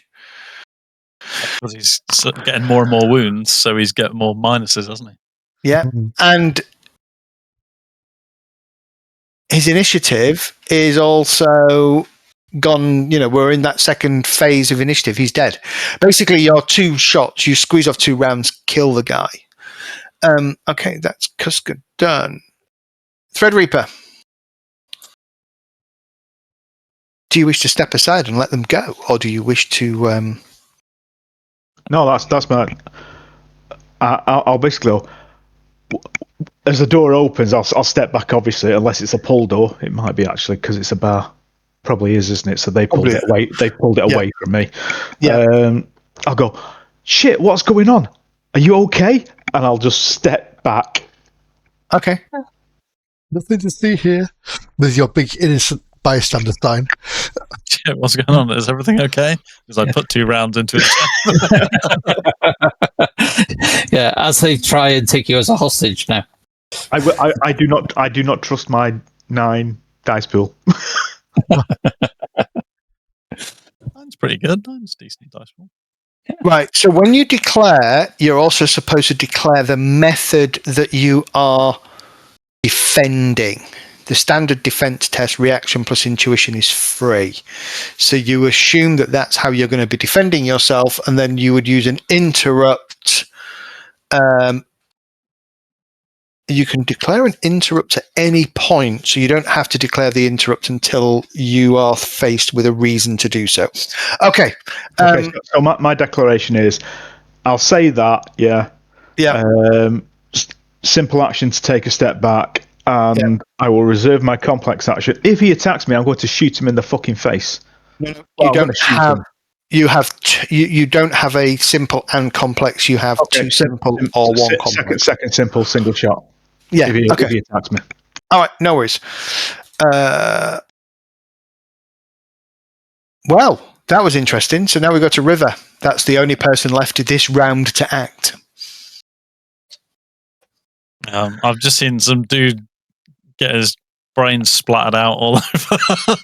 All over the floor, yeah. The brains have gone backwards. They haven't covered Unfortunately, they haven't covered me. That's good, because otherwise, No. Kill that mage. like action to vomit. Kill that mage with death. Well, it's a good point. What can I make an assessment of whether the rest are going to stand? you. Gone for the door. This guy's just got his brain blown out.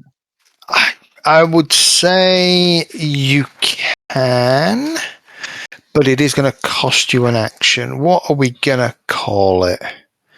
Shift perception. So I would. Well, shift perception is not quite the right thing. It's Let's just have a being look. a intention roll. It's a complex action, so use skill is technically a complex action, and it would be a judge intention. Yes.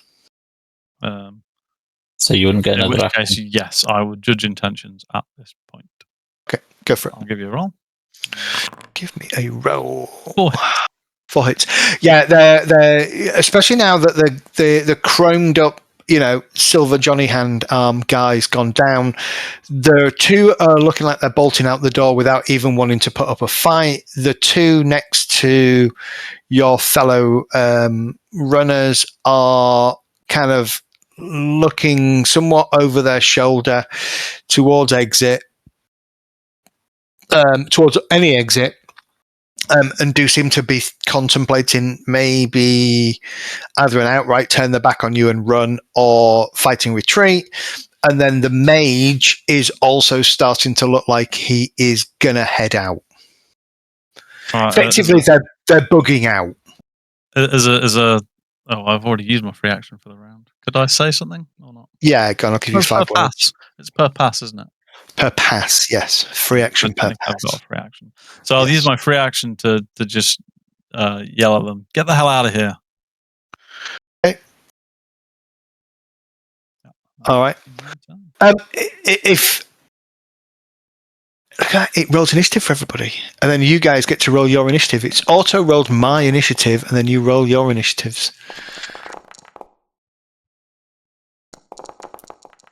That's more like it. I did really well there, but stop rolling because I'm going down the list. Yeah. That was a better roll for me. That's a better Kiss-Good roll. Yeah, Kiss-Good. Nice. Okay, so I've just taken Kiss-Good off the tracker. So,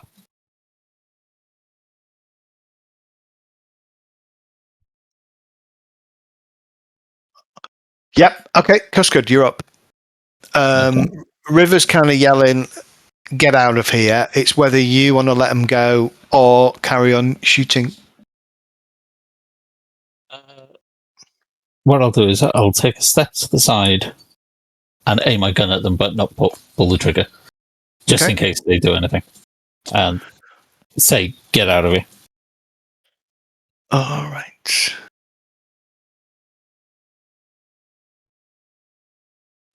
And Lightning bolt.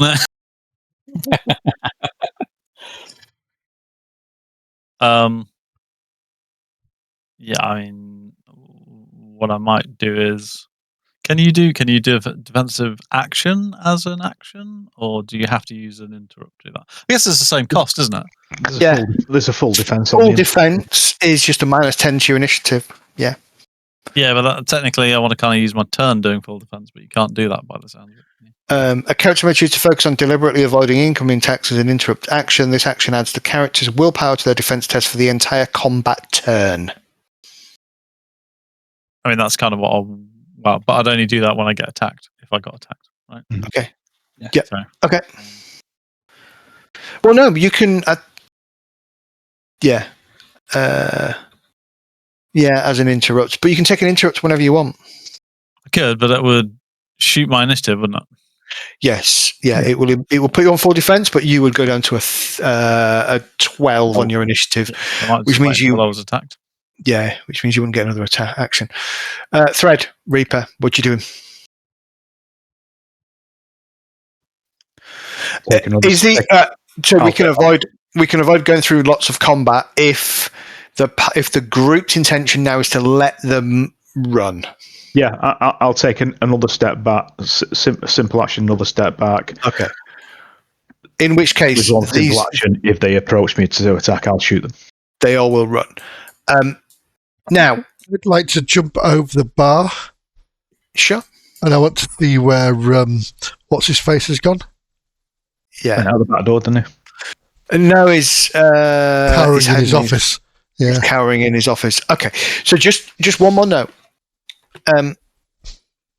Anybody who attempts to move past you, so within 1 plus your reach meters, or tries to break out of melee combat, you can make an intercept interrupt at a -5 initiative score penalty. It allows you to make a melee attack out of turn. Oh, cool. Opportunity If you attack. don't, effectively, if you don't have enough initiative score, you can't do it. All right, we'll drop out of combat. Nice. Happy days. As Look. everybody kind of scatters, leaving 2 dead bodies, trails of blood, etc. Yeah, and as Sniffing, as you kind of go out into the back, you will find Loomis is kind of cowering behind his desk in his office. Shall we take a quick 5-minute break? Yeah. Cool. That was good, Seth. It was complicated, but I think I understand a hell of a lot more now than I did at the start. So I think it's very important that we have a complicated fight so we understand everything from magic and stuff. The question is that I have, which I'm going to do a quick research before we come back, is marks on devices slave to comlinks. Sorensen's probably right, but I just want to double check it. Cool. At some point, I'll read up on. Yeah, I've read something like that. I've read it, but again, it was probably on a forum. So, and that's probably right. Yeah, I think figure it out. I think if it isn't, I'd just take four less damage off it because I could still see it because I'm inside the pan. I control the pan. So, yeah, cool. Yeah. All right, I'm going to grab a drink because that's what I need to do.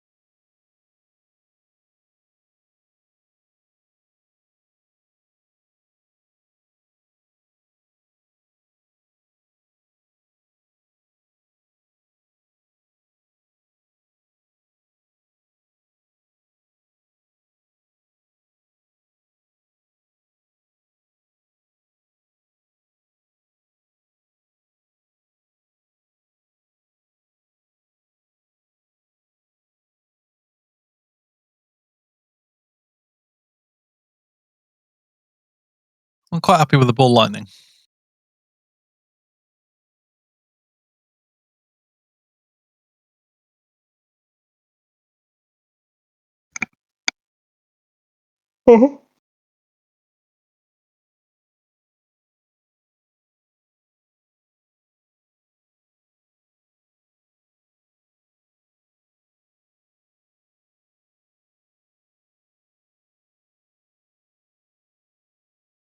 Yeah, I'm trying to read through the Matrix stuff, and it's very confusing.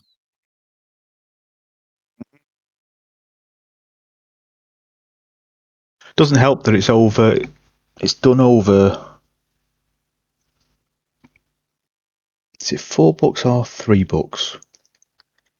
There's definitely data trails and kill code. They clarified a lot and brought a lot of stuff in those 2 books.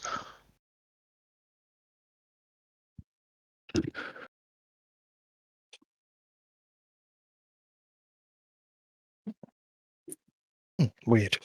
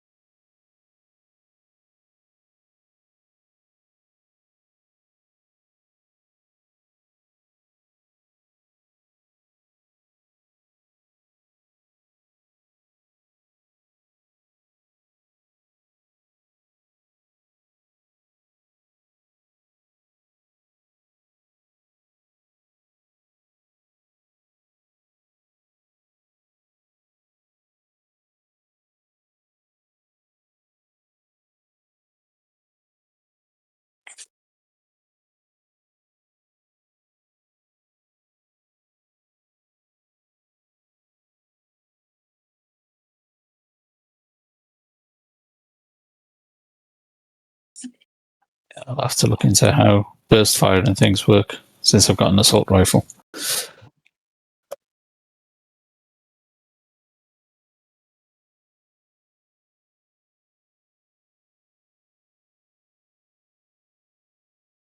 Oh, yeah.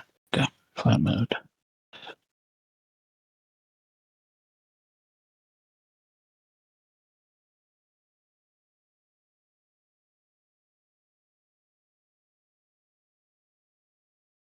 I just had a really stupid bet that earlier on tonight's football. I picked all the stupidly outside odds teams and put £3 on. And as it stands, I've got £3,000 coming my way if the score stays here. Really? Yeah. Wow.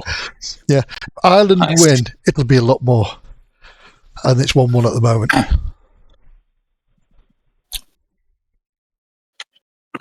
If Ireland lose, do you lose at all? Or? No. I did a lucky 15, so it multiplies the games in different variations, permutations. Yeah, I have no idea how gambling works. Right. Well, Okay. gambling's Yeah, easy. it You put money on something and hope it wins.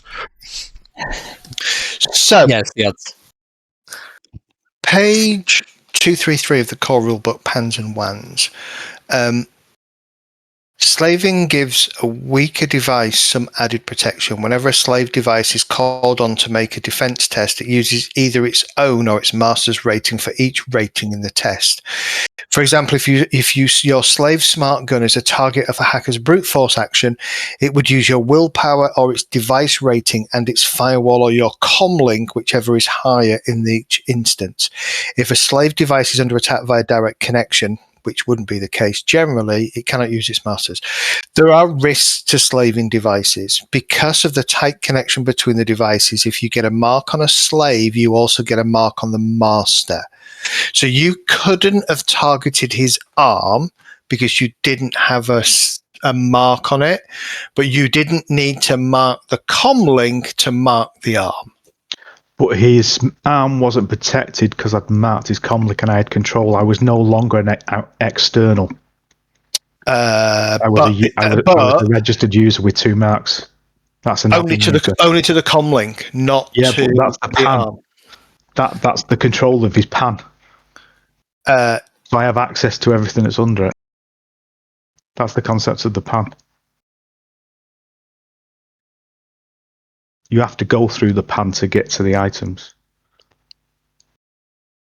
If I can see them, I can brick it no matter what. Hold on. Just because you've got a mark on it, it doesn't mean you're an admin. I had 2 marks.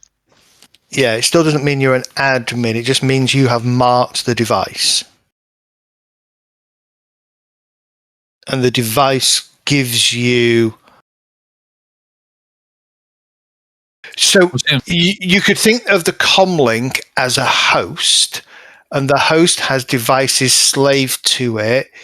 You still need to mark the individual devices. Having a mark on the pan doesn't give you immediate access to everything else underneath it. Because you can see everything under it. It shouldn't get the defense of the pan. No, it would use inside it technically. It would use its, but even so, it would actually still get the defense of the pan if it's slaved to it. If the firewall on the pan is higher than the firewall of the device connected. In this case, technically it wasn't, so it would still use its own personal device ratings. That's how I'm reading it. We need to double check it. Because by your logic, right, if I get 1 mark on your deck, I own you and everything connected to your deck. If I get 1 mark on the gun or the arm, I get a mark on everything up the chain as well. So if you get a mark on the slave, you get a mark up to the master. But it's not the other way around. Yeah. It specifically states that is correct upwards. It doesn't state it's correct downwards. Makes absolutely no sense, that. It does sound backwards, but it makes it harder to get multiple devices. If you can get to the master and mark a master, that's the biggest level of control. Then yes, but mark isn't giving you control, is it? Marking is. No, it means you're a user. It means you're an authorized user.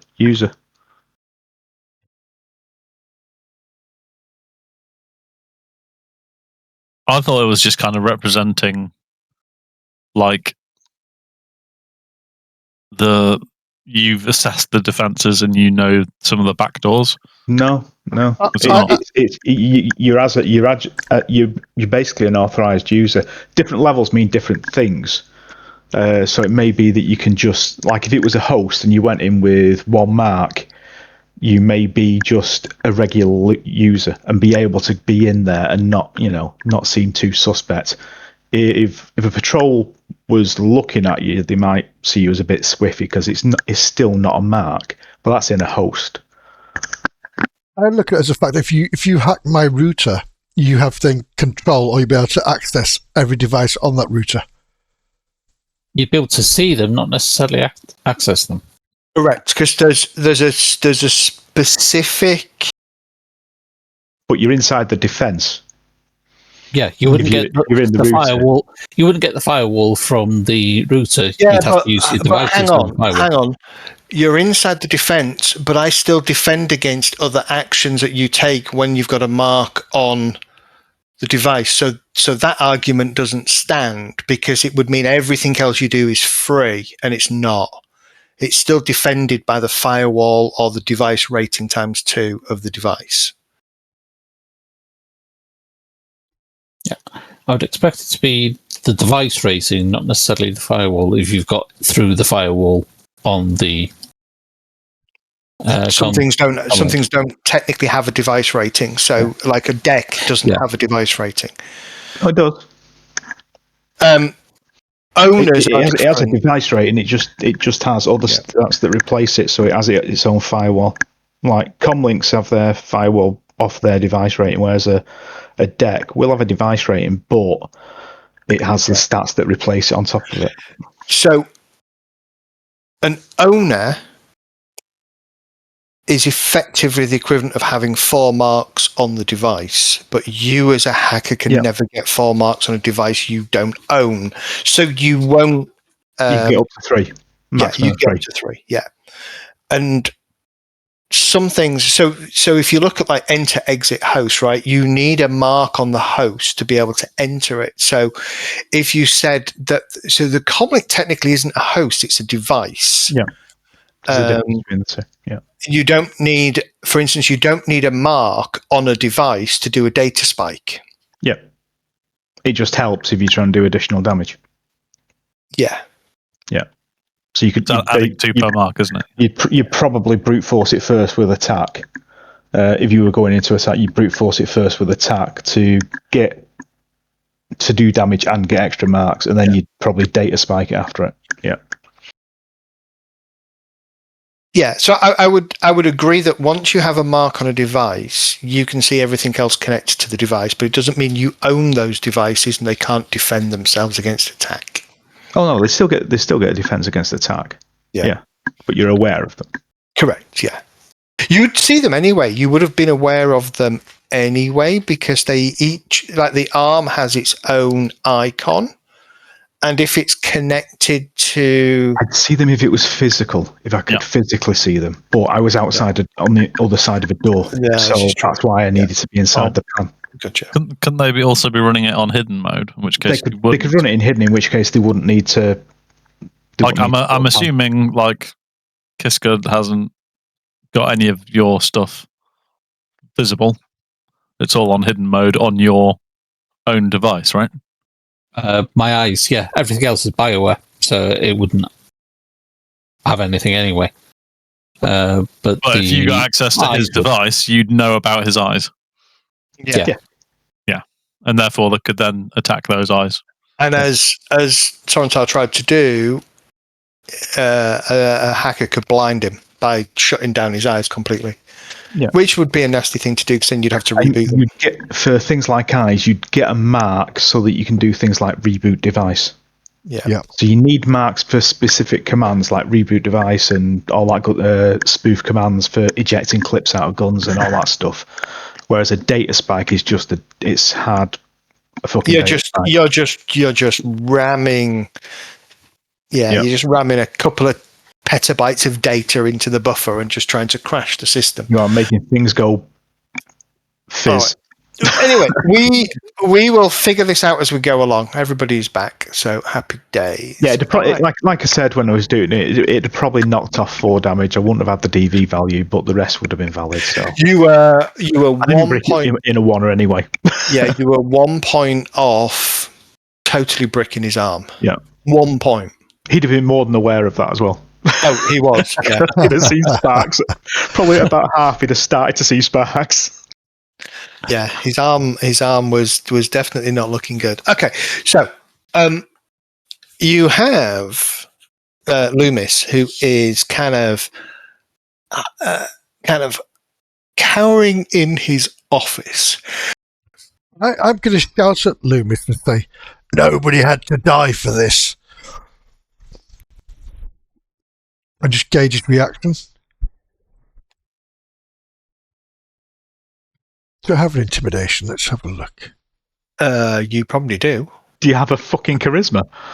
That's what I was about to You ask. always do this, Maddie. You always I do know. this. You've got characters that have got charisma of a fucking brick.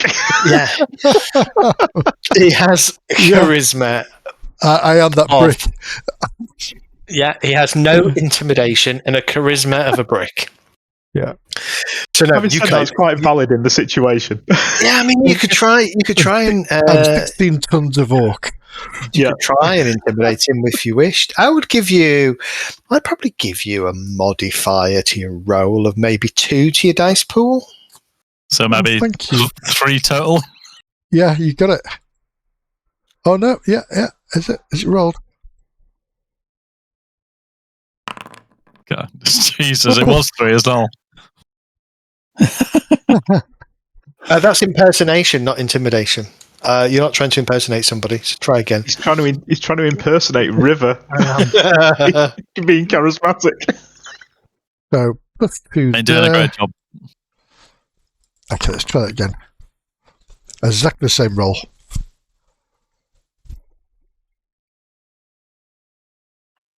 Exactly. 1 net success. Let's see if it is opposed by anything, shall we?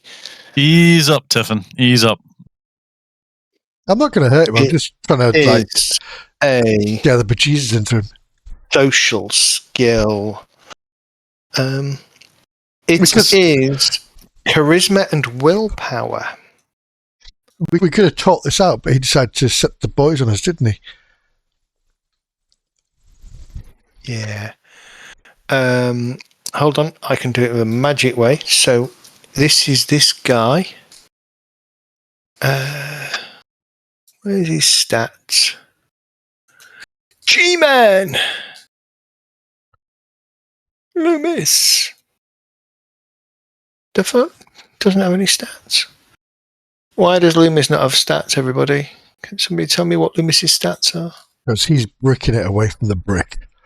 Oh no, because he's actually technically he's an important player in the game. He's got 14 and everything. I was going to say, so he's basically invulnerable. There's It is MVP. opposed by He's wearing plot armor. charisma and willpower, modified by social. Hostile. Oh, you would have had a -3 to your dice pool. He was hostile. I got a -1 for my intimidation because I'm not trained in it. Yeah, you'd have got a -1. You would have had, and everything is cumulative, I believe. So you'd have actually had a -3, -3, -6. If you'd have had a reputation, you'd have added your street cred. Yeah, you'd have been on a -6 dice pool penalty. I would never have made that. You just scared yourself. I'd have been on negative. However, you'd have probably got a +2 because you were physically imposing. Characters would outnumber the subjects. You'd have got a +2 for that, so that would be a 4.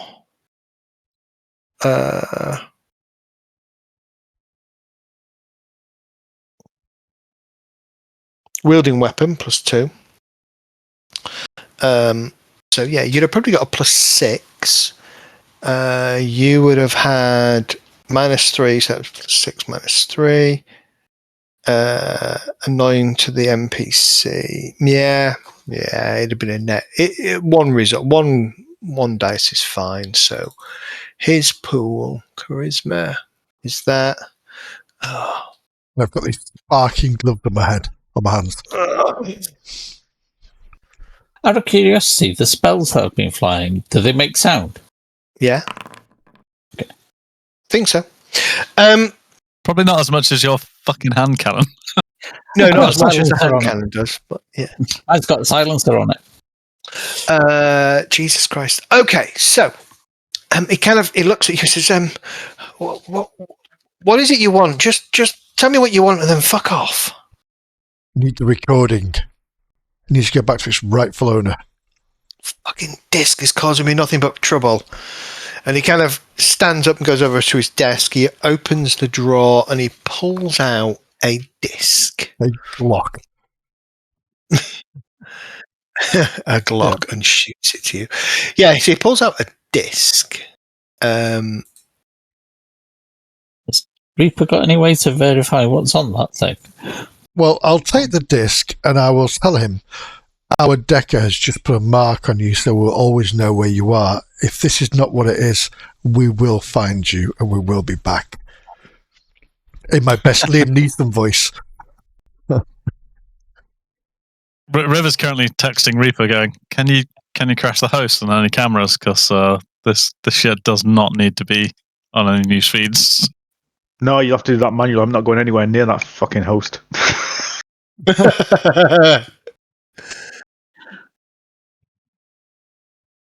Okay, so he will give you. He'll give you a disc. So I'm just looking for where it talks about the disc. River looks at him and says, "You better not be bullshitting me." And then does a horrible, shitty roll, which I will second chance. So he gives you. He pulls out this disc. It looks a little bit like a sort of a modern day mini disc in a paper sleeve.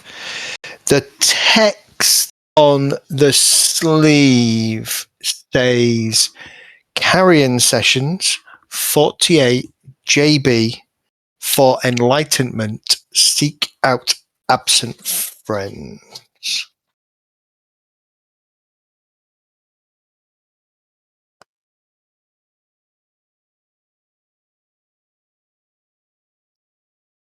Do I believe he is legit? Give me judge intentions roll. I did, and then I used some edge to bolster that. Okay. 5 hits. Oh, got it. Yeah, 5 hits. Is judge intentions opposed? I would assume so. Probably by, I don't know. Maybe He's lying. Well, it depends whether he's like, yeah, quite. If he's not, no. Give me a sec. What was that you just said, by the way? Sorry. Written on the sleeve of the disc, the paper sleeve, is Carrion Sessions 48, JB for enlightenment. Seek out absent friends.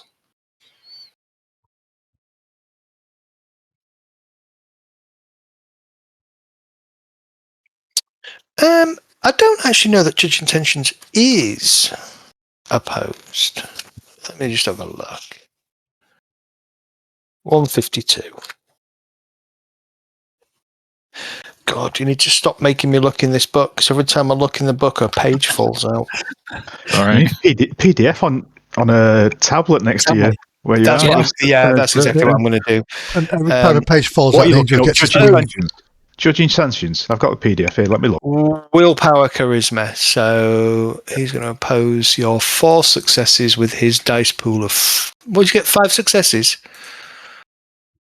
Yeah. He can't actually. He can't actually beat you. His total is 4 dice. Yeah, he's definitely telling the truth. He is terrified of you. Doesn't want to die. And you can trust what he's saying is true. Okay. I don't have a I don't have a copy. I haven't listened to it. Just take it. Thank you. You made a wise decision there. You just didn't have to go this far. If you need a cleaner, and I hand him a card, this person's good. Did you just destroy his bar? Yeah, I was going to say there's 2 bodies in here. Are you that kind of cleaner? I'm going to go outside and check the bodies for cred sticks, comlinks, anything that can be resold.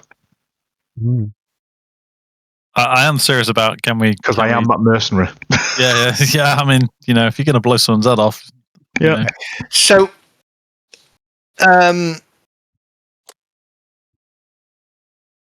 Preppy G-Man, or Perky G-Man, he has obviously his cyber arm.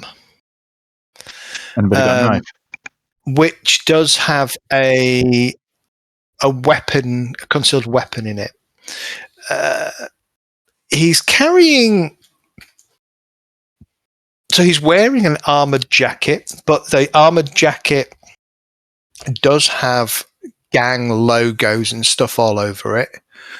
And he's also got a couple of big fucking holes in it. So. Well, it also has a big couple of holes in it, yeah. He doesn't have cred stick or anything like that on him. His comlink is a cheap throwaway Sony Emperor, which is a device rating 2. He's got the glasses, hasn't he? Hey, that's not cheap and throwaway. That's a glorious piece of kit for me. They are. Chuck it to River. See if we can get this moved over to you. The glasses are going to be capacity 2 glasses. And so they would probably just have a smart link and probably an image, vision magnification. I'm going to come to Fred and say, we've got the package. You might as well contact the Johnson. I've come in with you. Ah, cool. I came through the door, yeah. Yeah, well. They want to ID the thief. I assume that means him, not whoever actually did the job to steal them in the first place. I'll just say, so, do you want to tell us what the fuck's going on? Why did you steal this and who did you steal it from?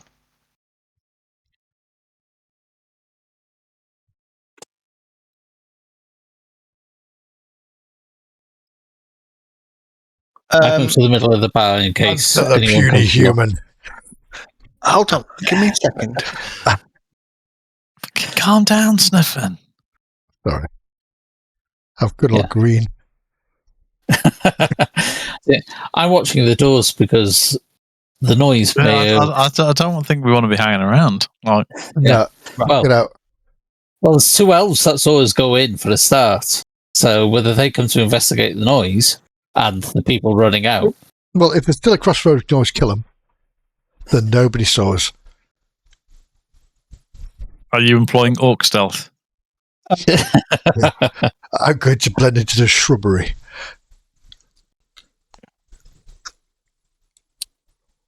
So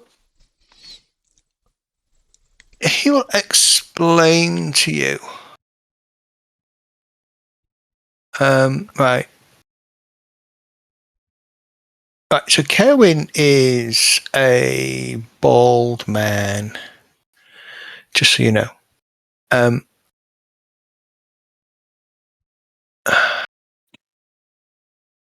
He explains to you that, he took it.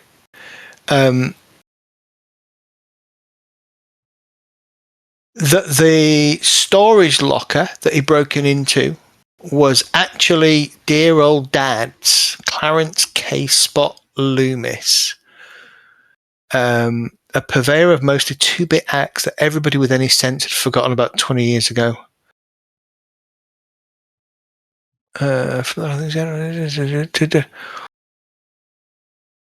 So he tells you that the place hadn't been open for a good 10 years that he raided. It was a place... Right. All right, I'm just going to read this exactly as it is. So this is what he's going to tell you, but I'm going to read you as a story. Jamming his finger in his mouth, Kerwin Loomis tasted the metallic tang of blood mixed with sweat and grime. He wondered if this whole thing was worth it. Kerwin slumped back, running a hand back across his sweaty bald head. He stank. He needed a good whiskey. Not that synthahol crap. He was seriously beginning to doubt that there was anything here worth his while. At this point, it was probably a waste to have to spend the cred on a plane ticket to pour through Dad's collection of crap before it all got hauled off to the dump. It wasn't like the two of them had gotten along or anything. If it hadn't been for the fact that Kerwin was K-Spot's only son, he doubted he'd even gotten the formal email from the lawyer announcing Dad's death and informing him that he, Kerwin, had been left everything. The large storage locker was all that remained of dear old Dad, known to the entertainment world as Kerwin K-Spot Loomis, mid-level purveyor of mostly 2-bit acts that everybody with any scene had forgotten about 20 years ago. Naturally, since Dad had been about as good with cred as Kerwin himself was, everything amounted to some clothes, a few random bits of furniture and household appliances, two ratty old guitars, a non-functional pre-2055 cyberdeck, and the key to a storage locker. From the look of things, the place hadn't been opened in a good 10 years. The locker company was making noises about dumping everything in the street if the last 3 months' back rent wasn't paid. And since Kerwin didn't want to pay it, here he was to grab any good stuff that might be hanging around. The hell with the rest of it. Let them dump it. It would save him the trouble, and it would save his old coot of a father right. Serve his old coot of a father right. I'm going to retcon something in a minute. He didn't quite want to admit to himself, but he had a reason for pulling open carton after carton of junk. It was probably just another fib, but his dad had mentioned it enough times when Kerwin was growing up that he had to believe that it might just possibly be true. The faint chance that there might be somewhere in the locker what kept Kerwin going long after he'd normally have given up the job in favour of getting good and drunk, and maybe even laid if he was really lucky. It sure as hell hadn't been in the apartment. Kerwin had made sure of that, going through every drawer, every possible hiding place, even looking under the smelly old carpet before he'd handed the key back to the landlord. No, if Dad still had it and hadn't sold it to finance any of his sleazy habits, it would be here. Kerwin was going to keep looking until he either found it or was convinced that it wasn't here. He had a feeling that if Dad had sold it, he had heard about it, it wasn't the kind of thing he'd keep quiet. Come on, you old bastard, he muttered to himself. You better not have been lying. All those times you ran your mouth about this thing. Don't make me sift through all of this crap for nothing. He savagely threw yet another box full of junk into the locker walls, where it burst and scattered its contents all over the floor. He was sullenly about to move on to the next one when he spotted a bulky cream-coloured envelope in the midst of the spilled junk. He'd been so impatient he nearly missed it. Going through the box, hidden as it was inside, a folder with some other old papers. Something was written on the envelope. He kicked his way through the trash drifts and snatched it up, peering at the grimy overhead light from a single naked bulb. To K-Spot, it said in flowing, somewhat old-fashioned hand, "Enjoy these with my gratitude." It was signed JB. Kerwin held the envelope in front of him, just looking at it with wide-eyed and open mouth for several seconds. Then his body seized with a kind of jerking urgency. He fell back into his chair, ripped open the envelope, and allowed the contents to drop onto his lap. He stared at the old-style optical disc in its paper slipcover, entranced as the quivering light made dancing rainbows on its silvery surface. Written on it in the same handwriting as the outside of the envelope was Carrion Sessions 48 JB. For enlightenment, seek out absent friends. Holy shit, Kerwin breathed, hardly daring to believe his sudden change in luck. This is it. Letting his breath out slowly, he slumped back, clutching the precious disc. His eyes were already beginning to gleam with the light of avarice, but he knew he had to be careful. He sat abruptly upright, realizing he was alone in the storage building and it was getting late. His plane back to Seattle was due to leave tomorrow morning. The sooner he was packed up and on it, the better. He slipped the disc inside his jacket, kicked the boxes back inside and closed and locked the door. The devil rats could have the rest as far as he was concerned. He had what he came for. Old Dad had come through for him in his death, as he never had in life. But he'd have to be careful, very careful. If he didn't handle this right, he was likely to lose his prize. He didn't even consider that it might also cost him his life. No, he wasn't the sax player of the group. Correct. Yeah, I misunderstood something. His dad was a manager. His dad was the manager, and the bar that he runs is kind of a Jet Black tribute. But he does play sax. There's sax in the corner. Hey, no sax before a fight. Yeah, so the Johnson lied to us because it wasn't his that's been stolen as well. Correct. Well, that effectively is a story that he will give you. Loomis will, and it kind of tells you that it's not important enough. He says to you, "Duck, take the disc. Just know that you're stealing something from me. My dead father willed that to me." So, who knew that you had it? Somebody must have to hire us to actually Who was the union? retrieve it. He shakes his head. I don't know. but they may have just got word and decided they want it.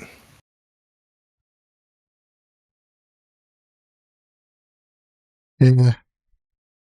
Explain why we've got so little information. I'm not quite happy with a little bit of money we're getting for something that's worth millions. Well, that was always the job. Yeah. We always knew the value.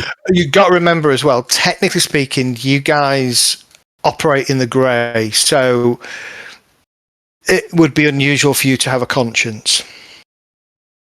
That's true. Just being quite blunt. You can have a conscience when it comes to like cold-blooded killing and stuff like that, but a job is a job, right? Mm-hmm. Your rep and livelihood is built on doing the job. Done. Yep. Now, you can absolutely question once the job is done. You can even choose to withhold the goods for more money, may take a rep hit, but I don't want another group coming after us. Because that's exactly what would happen. He would just hire another group to come to us to get the goods anyway. Yeah. You can always copy it. So, after all, you were hired to simply find out who stole it, get it back, and return to the Johnson. Mm-hmm. That's what we'll do. Yeah, but nobody stole it. Well, we did, technically, from the original thief. No, what we need to say is exactly that. Is the whole of what Kerwin's just told us, exactly how he told us.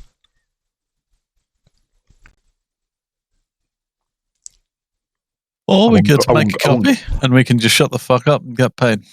Mm-hmm. Okay.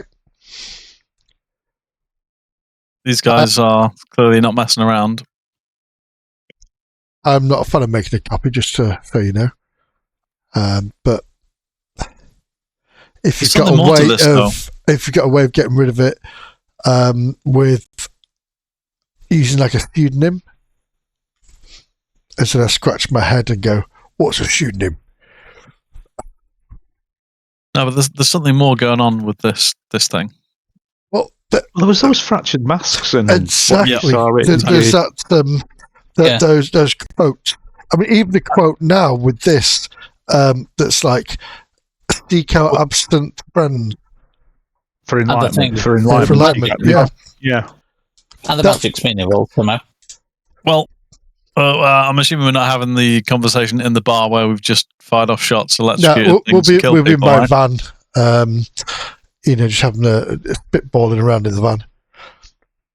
So are we taking the corpse with the cyber hat or leaving it? Because you're all interested in the... If we were close to Wakanda, I'd say yes, but we're not. Close to where? Oh, Wakanda. Yeah.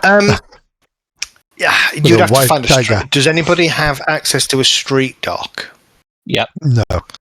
That's my contact. So I've got a body ripper. No. You could probably take the corpse to your contact if you really, really, really want the arm. I would say it's not a disguisable arm. It is an obvious arm. So you would have to wear long sleeves or a jacket to hide it. Yeah, I wouldn't want to use it. Everyone else was. I want to sell it. It's not so much a gun that's visible because that's hidden by the arm. It's a huge magazine sticking out the forearm that's a big giveaway. Internal loading. That's right.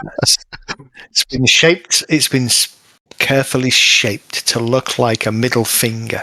Right. You can absolutely take the body if you wish, load it up into the van, and then we'll deal with that. You'll need to make a call into your dock and see if you can find somebody that's interested in it. I'm easy either way. We either take it or we don't. Yeah. We can leave it well, here. We should put some plastic sheeting under it.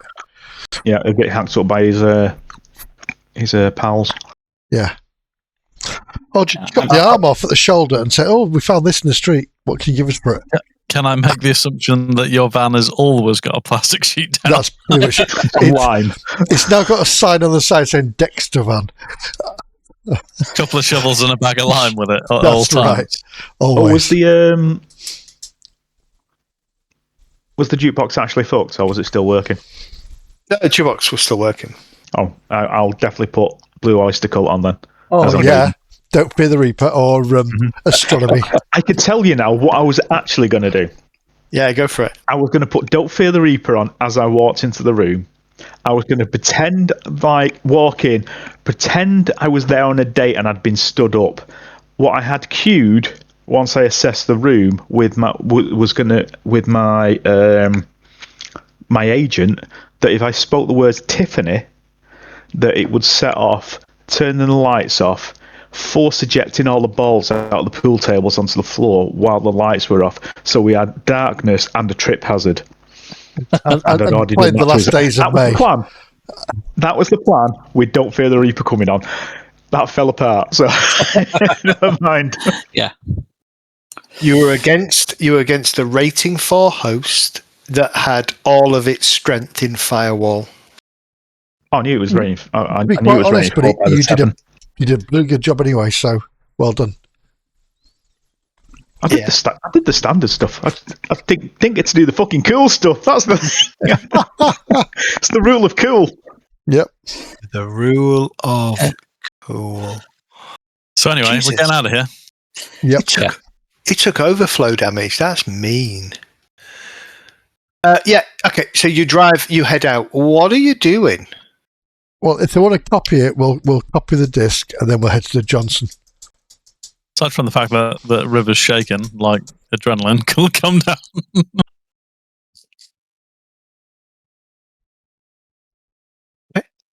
I'm tempted. The reason I'm tempted to get a copy of it because it links to too much weird stuff. Yeah. Which I don't like. I don't like weird stuff being I don't think I saw any of that weird stuff because I'm not connected how you are. But I'm assuming you told us. You told about it. You told about it. Yeah. And River mentioned that there's something definitely weird in the astral as well. Now the stuff, just seeing it, that could be anything. But when River saw something in the astral that was funky as well at the same time, it was like, kind of looked at each other and went, weird. What the fuck was that?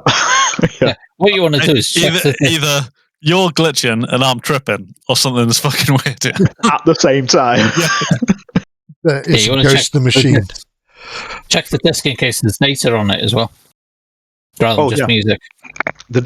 What I want to do is scan the disc, have a look at it, copy it if I can, and then erase the disc, but erase the trace of it being copied. Yep.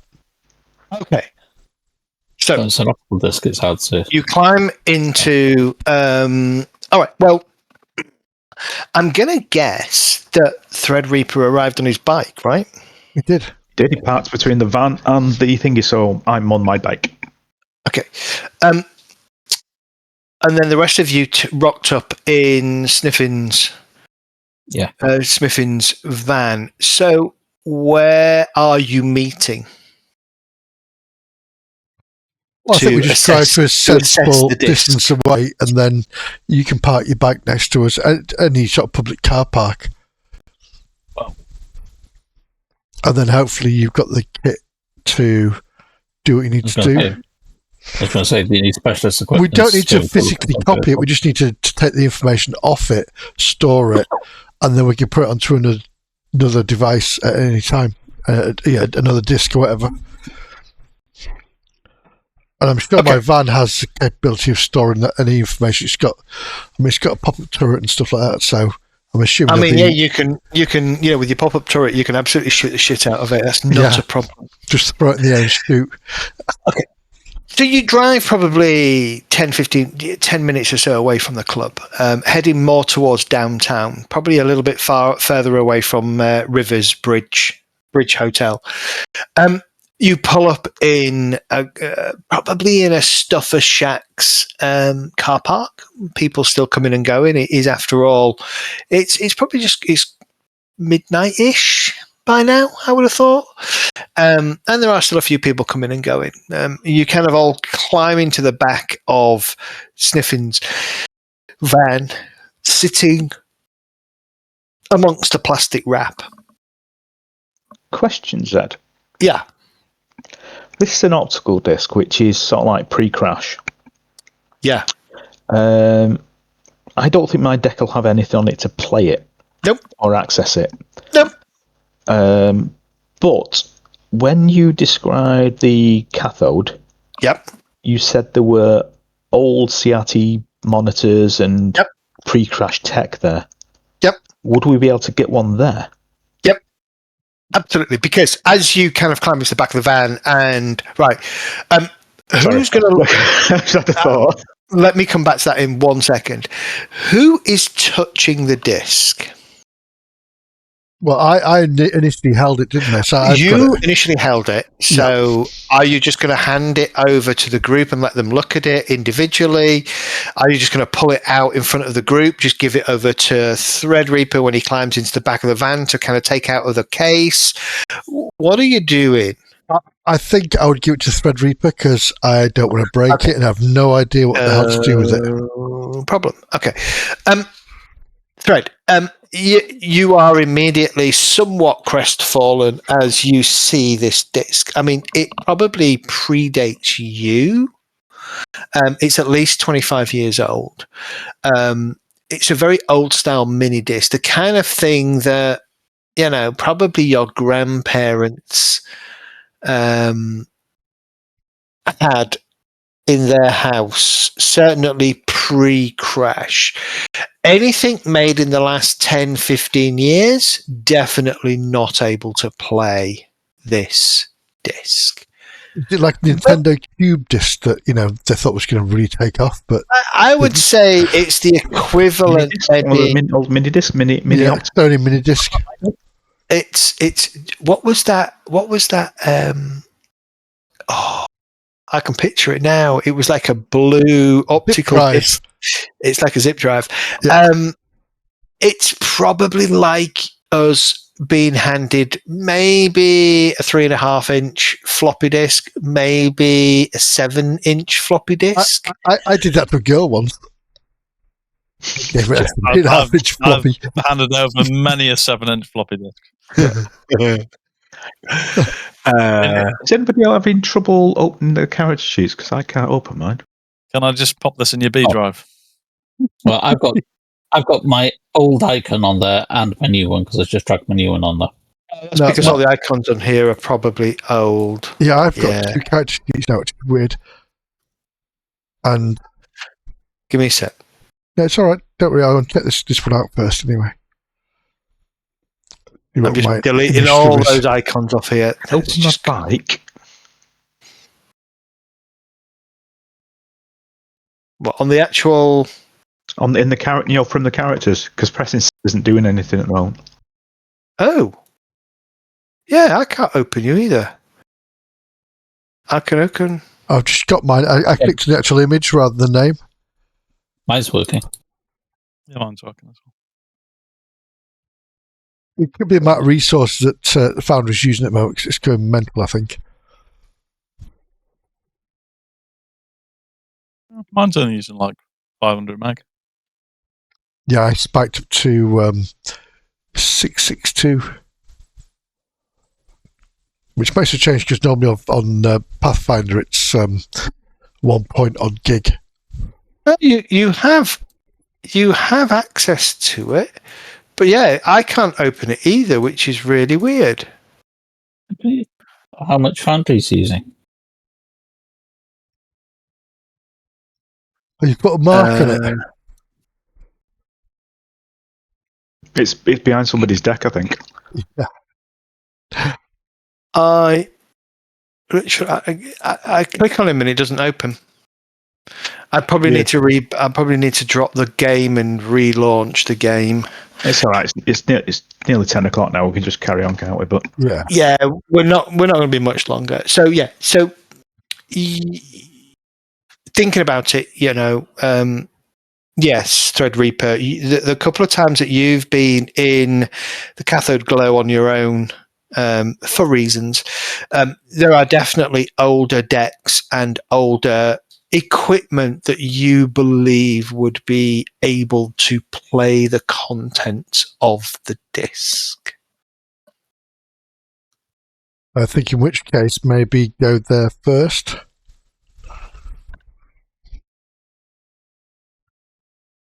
Unless you can pick something up elsewhere. You notice that like River's really pale and stuff. She says, "Yeah, sure. Can we get something to eat first?" Sure. Yeah, do you want me to have a look at you? Oh, no, I can't do anything. Mine's for Stop a shack bullets. here. Aren't we going in? I know we pulled up. We may as well go in, grab something to eat. Stuff a shack, so you might as well go in and grab some food. Yeah, you go in, grab some food, spend a couple of new yen getting River from her pale self to her slightly less pale self. The food is average as you would expect from a stuffer shack, but you eat without any problem. I'm going to find a cosmetic store and find that spray on tan just so she looks so pale. That's my medic role. I mean, if anyone is vaguely trained in medicine, you'd probably guess she's in a bit of shock right now. I've got medical training, but I specialised in bullet wounds. I've got medicine, but I've not specialised. I got first aid. Help the girl.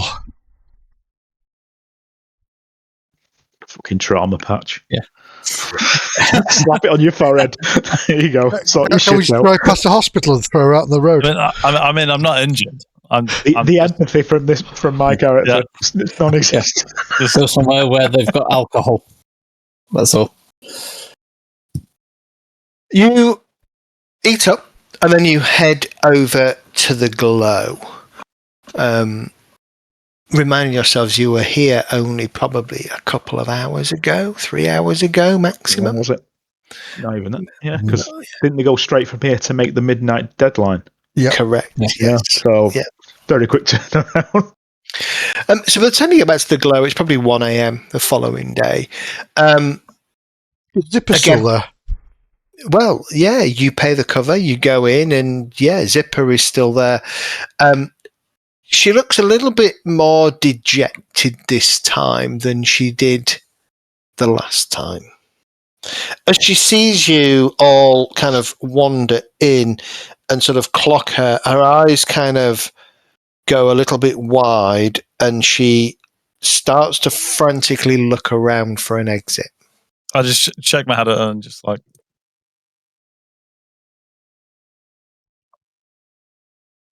I'll just send Zipper a message. Zipper, we're cool. She kind of gets the message and she sort of looks up and nods. Bar is all yours. What do you wish to do? Old bar. There are people here. No, that's what was new. River's going to order a shot of what's strong and really cheap and nasty and down the shot. Okay. I was going to Sipped whiskey. River a drink. I'm going What's to that, have a sorry? glass of real milk. Not this soy stuff. Just some real milk. Okay. You can order a glass of real milk. Have you seen any cows in Seattle? Yeah. It seems to leave kind of a white, scummy mark across your top lip. That's fine. I'll keep that.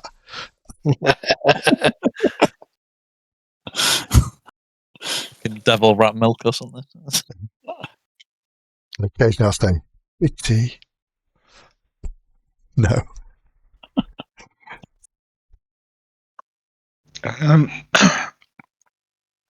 I'll ask the person behind the bar. Is I don't know what the owner is called, but I'll ask them whether they're in. No, sadly not. But can I help you? Yeah, I'm just looking for an optical player I can use. Optical player. With read write, something old wieldy that'll play, and I'll give the spec for the disc. Well, that is old. Yeah, I've got one of them. Be a cost to use it, of course. Take it out of the Yeah, of kitty. course. Everything's a cost to using here. I know that. Let's make Not it an like- even. Let's make it an even 200. Yeah.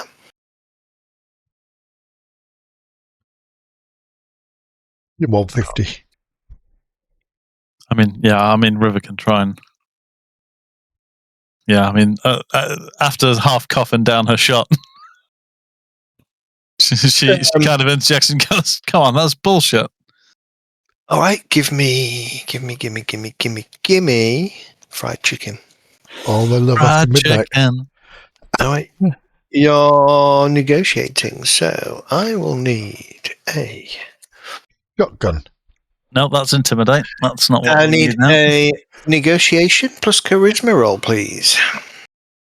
You can have negotiation plus charisma. I will do my best not to fail you all. We trust Sure. you. Just repeat what you did Okay. with the Johnson. Not this time. Oh, you never know. You still got a hit. I think I'm too busy coughing down my shot. Nah. Oh, Barman kind of looks. He goes, "Look, this technology is both rare, fundamentally part of our displays, and rare." But looking He says still a little with a bit smile. pale and dejected at Reaper, but just kind of shrugs. Try it, man. Say it. All right. This way then. And he kind of goes. He's around not to- wrong. It is classic architecture and classic gear. Yeah, he kind of takes you over sort of middle wall towards the back, and he kind of looks up and he reaches up, probably kind of comes to sort of just above chest height on Sniffin, and he pulls out this kind of strange looking, it looks like a cyber deck, but a very old one, and he kind of puts it down and 1 minute, he says, and then he, over the next sort of 10 minutes, he pulls some speakers together and some old cables from, you have no idea where the cables come from. Probably one of those boxes that we all have somewhere in the back room in a cupboard that has cables from, 1997. That Every computer you've ever had, every piece of electrical equipment you've ever had, just in case. And you know full well you'll never use them. See, I've got some of those cables that are the original iPod charging cables. It's like they'll never get used. that's like I've got a box in the attic of all like MIDI cables, like DIN and everything else that I've never used. All this has been happening. You've now probably got a dozen people all kind of loitering around, looking around, and kind of they seem quite intrigued by what you were doing.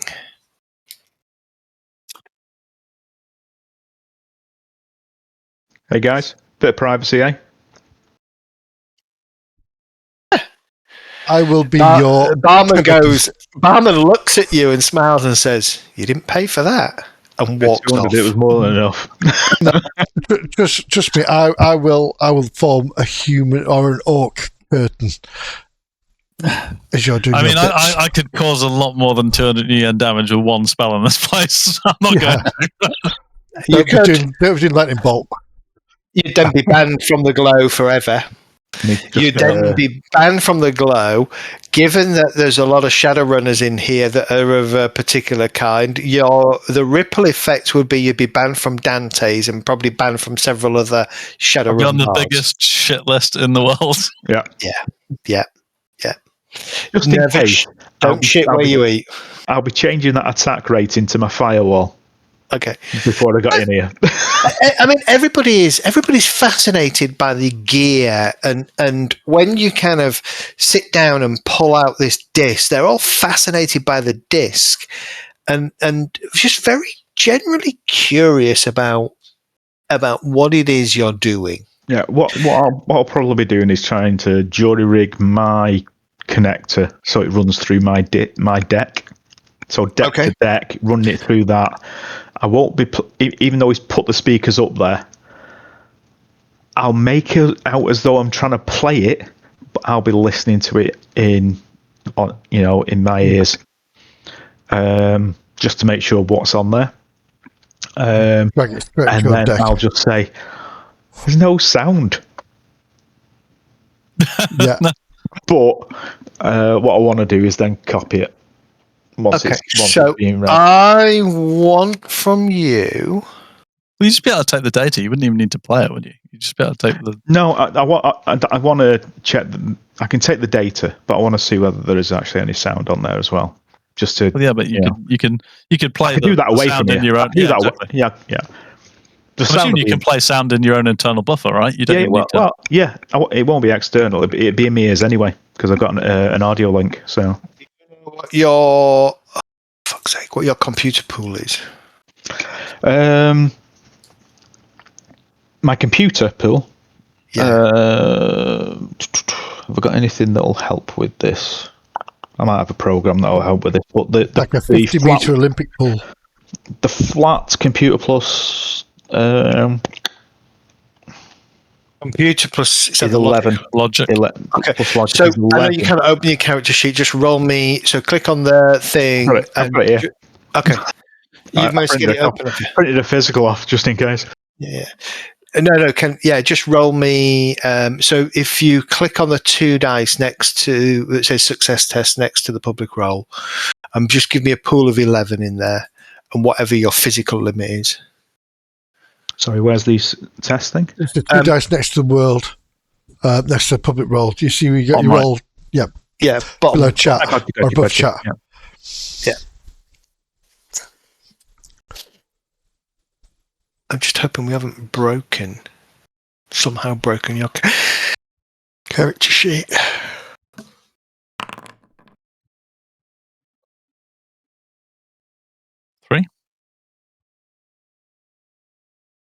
Three successes. Okay. You can absolutely jury rig, and it is very much a jury rig, the old deck to your deck. But to do so, you do have to don't do that, Amber. He was fast asleep.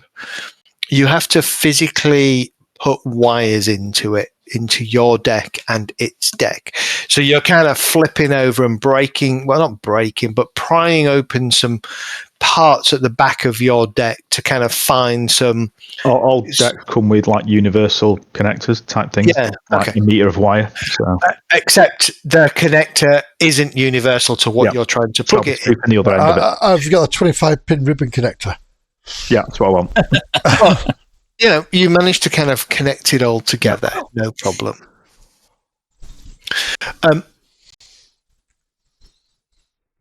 At first, there is nothing, and it's a bit odd because there's no AR here, and you're sat there with your deck, you're connected to AR, looking for anything because you're used to that kind of physical as well as auditory kind of stuff, and all you're hit is like this complete blackness, and then you're hit by what appears to be a cacophony mix of pops, crackles, squeals, and then now and then it kind of bleeding through seems to be some kind of loud blast of guitar or voice at a very low and shitty fidelity. I want to be watching the other people in the bar just in case, because we've had weird things happening before, in case something happens that everyone else can see as well. I'm checking for weird reactions. I'm going to watch Threader's face because if somebody tries to hack him while he's doing this. Okay. I mean, the way Threadreaper's kind of rigged this, there's no sound coming out of the speakers, but he's kind of getting this blast inside his head from his deck.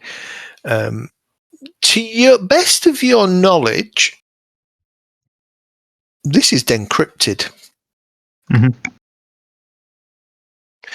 And it seems to you that it has multiple levels of encryption. Okay, that's fine. I'll take a copy, put it into a secure folder where I've put all the other ones. I'll get rid of any markers on the actual disc, just in case any are put there. Shouldn't be, but I'll check that. And then I'll just sort of like disconnect and just sort of look up and go, there's fuck all on it. Sorry, there's Drek all on it. Did you try WinZip? WinRAR as well. Yeah, WinRAR and Power ISO. 7-zip. Oh God, Yep. 7-zip. Yes. Yeah. So once I've got a copy, once we've got the physical, I'll take it out. I've wasted 200 new yen, but shit happens. And then I'll hand the thingy back to the guy at the bar, or just call him over. And yeah, just shrug my shoulders and it's like, may as well go and just hand the disc over. It's payment for nothing.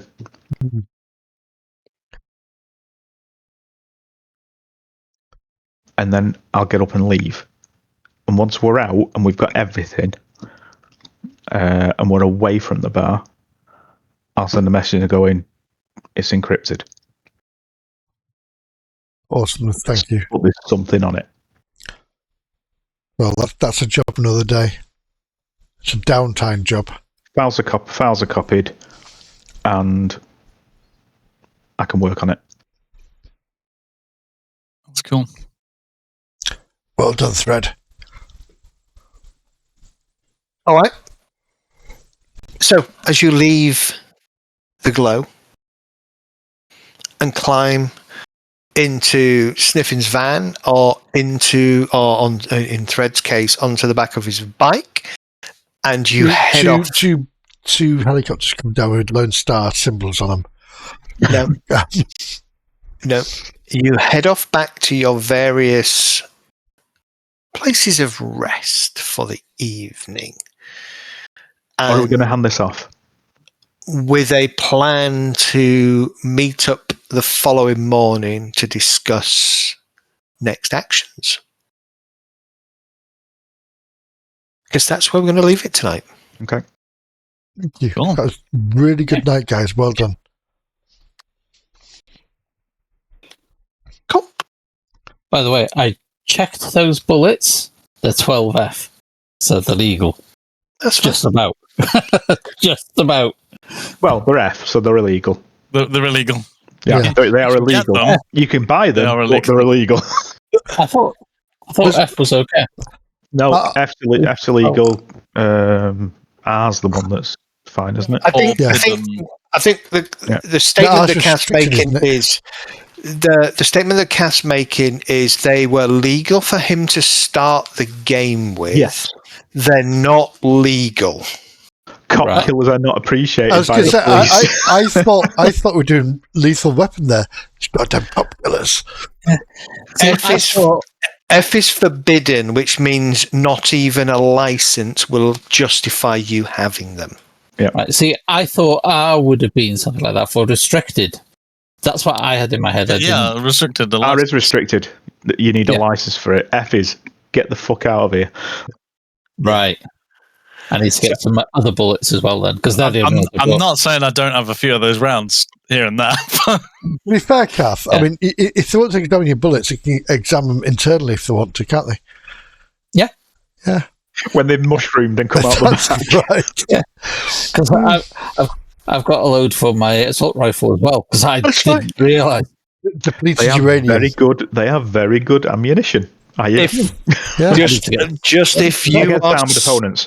Yeah, if you are searched and stopped and weapons searched, ammunition checked, and you're discovered to have them, then, you know, there's going to be possibly a fine for that. Or you can go to 15 to 20. So what rounds should I get? Just normal regular rounds, or I don't know. There's that many. There's shed loads of them. Oh, there's loads. All got use. They've all got use. Don't worry about it. I've got napalm arrows. I've got chloroform as well in my arrows. So what rounds were they that you were using? APDS. So -4 AP. I mean, APDS is fine, right? You can have them. It's just gonna hurt if you get caught with them. You probably want regular rounds, just bog standard regular ammo. I know it means you don't have any bullet-based AP, but the gun itself still has 2 AP. I mean, flechette rounds are good if you're firing against unarmed targets. What else? Yeah. Honestly, I always bought APDS rounds for my gun, for my Shadowrun character as well. Yeah, I've got stick and shock and regular for mine. Yeah, I've got shock, anthrax, and napalm. Anthrax? I know. I didn't. Told you. Anthrax? Walk-in war crime. I did warn you. I know. Explosive rounds are okay, but again, illegal. Yeah. Honestly, the cool stuff is always going to have that forbidden tag. Mm-hmm. So don't worry about it, Kath. Unless that's all you've got. That is all I've got at the moment. I've got 700 APDS rounds that I stole from some military convoy. Half that. What you should do? What you should do is all set the bullets, one forbidden, one normal. Three guns. So if they search it, just pop out the top one and get there. You go. Well, the point is, if you turn around an assault rifle, that's already forbidden. So, yeah, it's true. On that kind of mission, yeah. If Just you're going into town, maybe you take regulars and your licensed gun, right?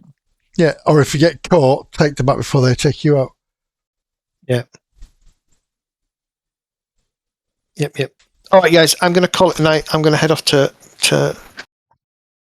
La La Land.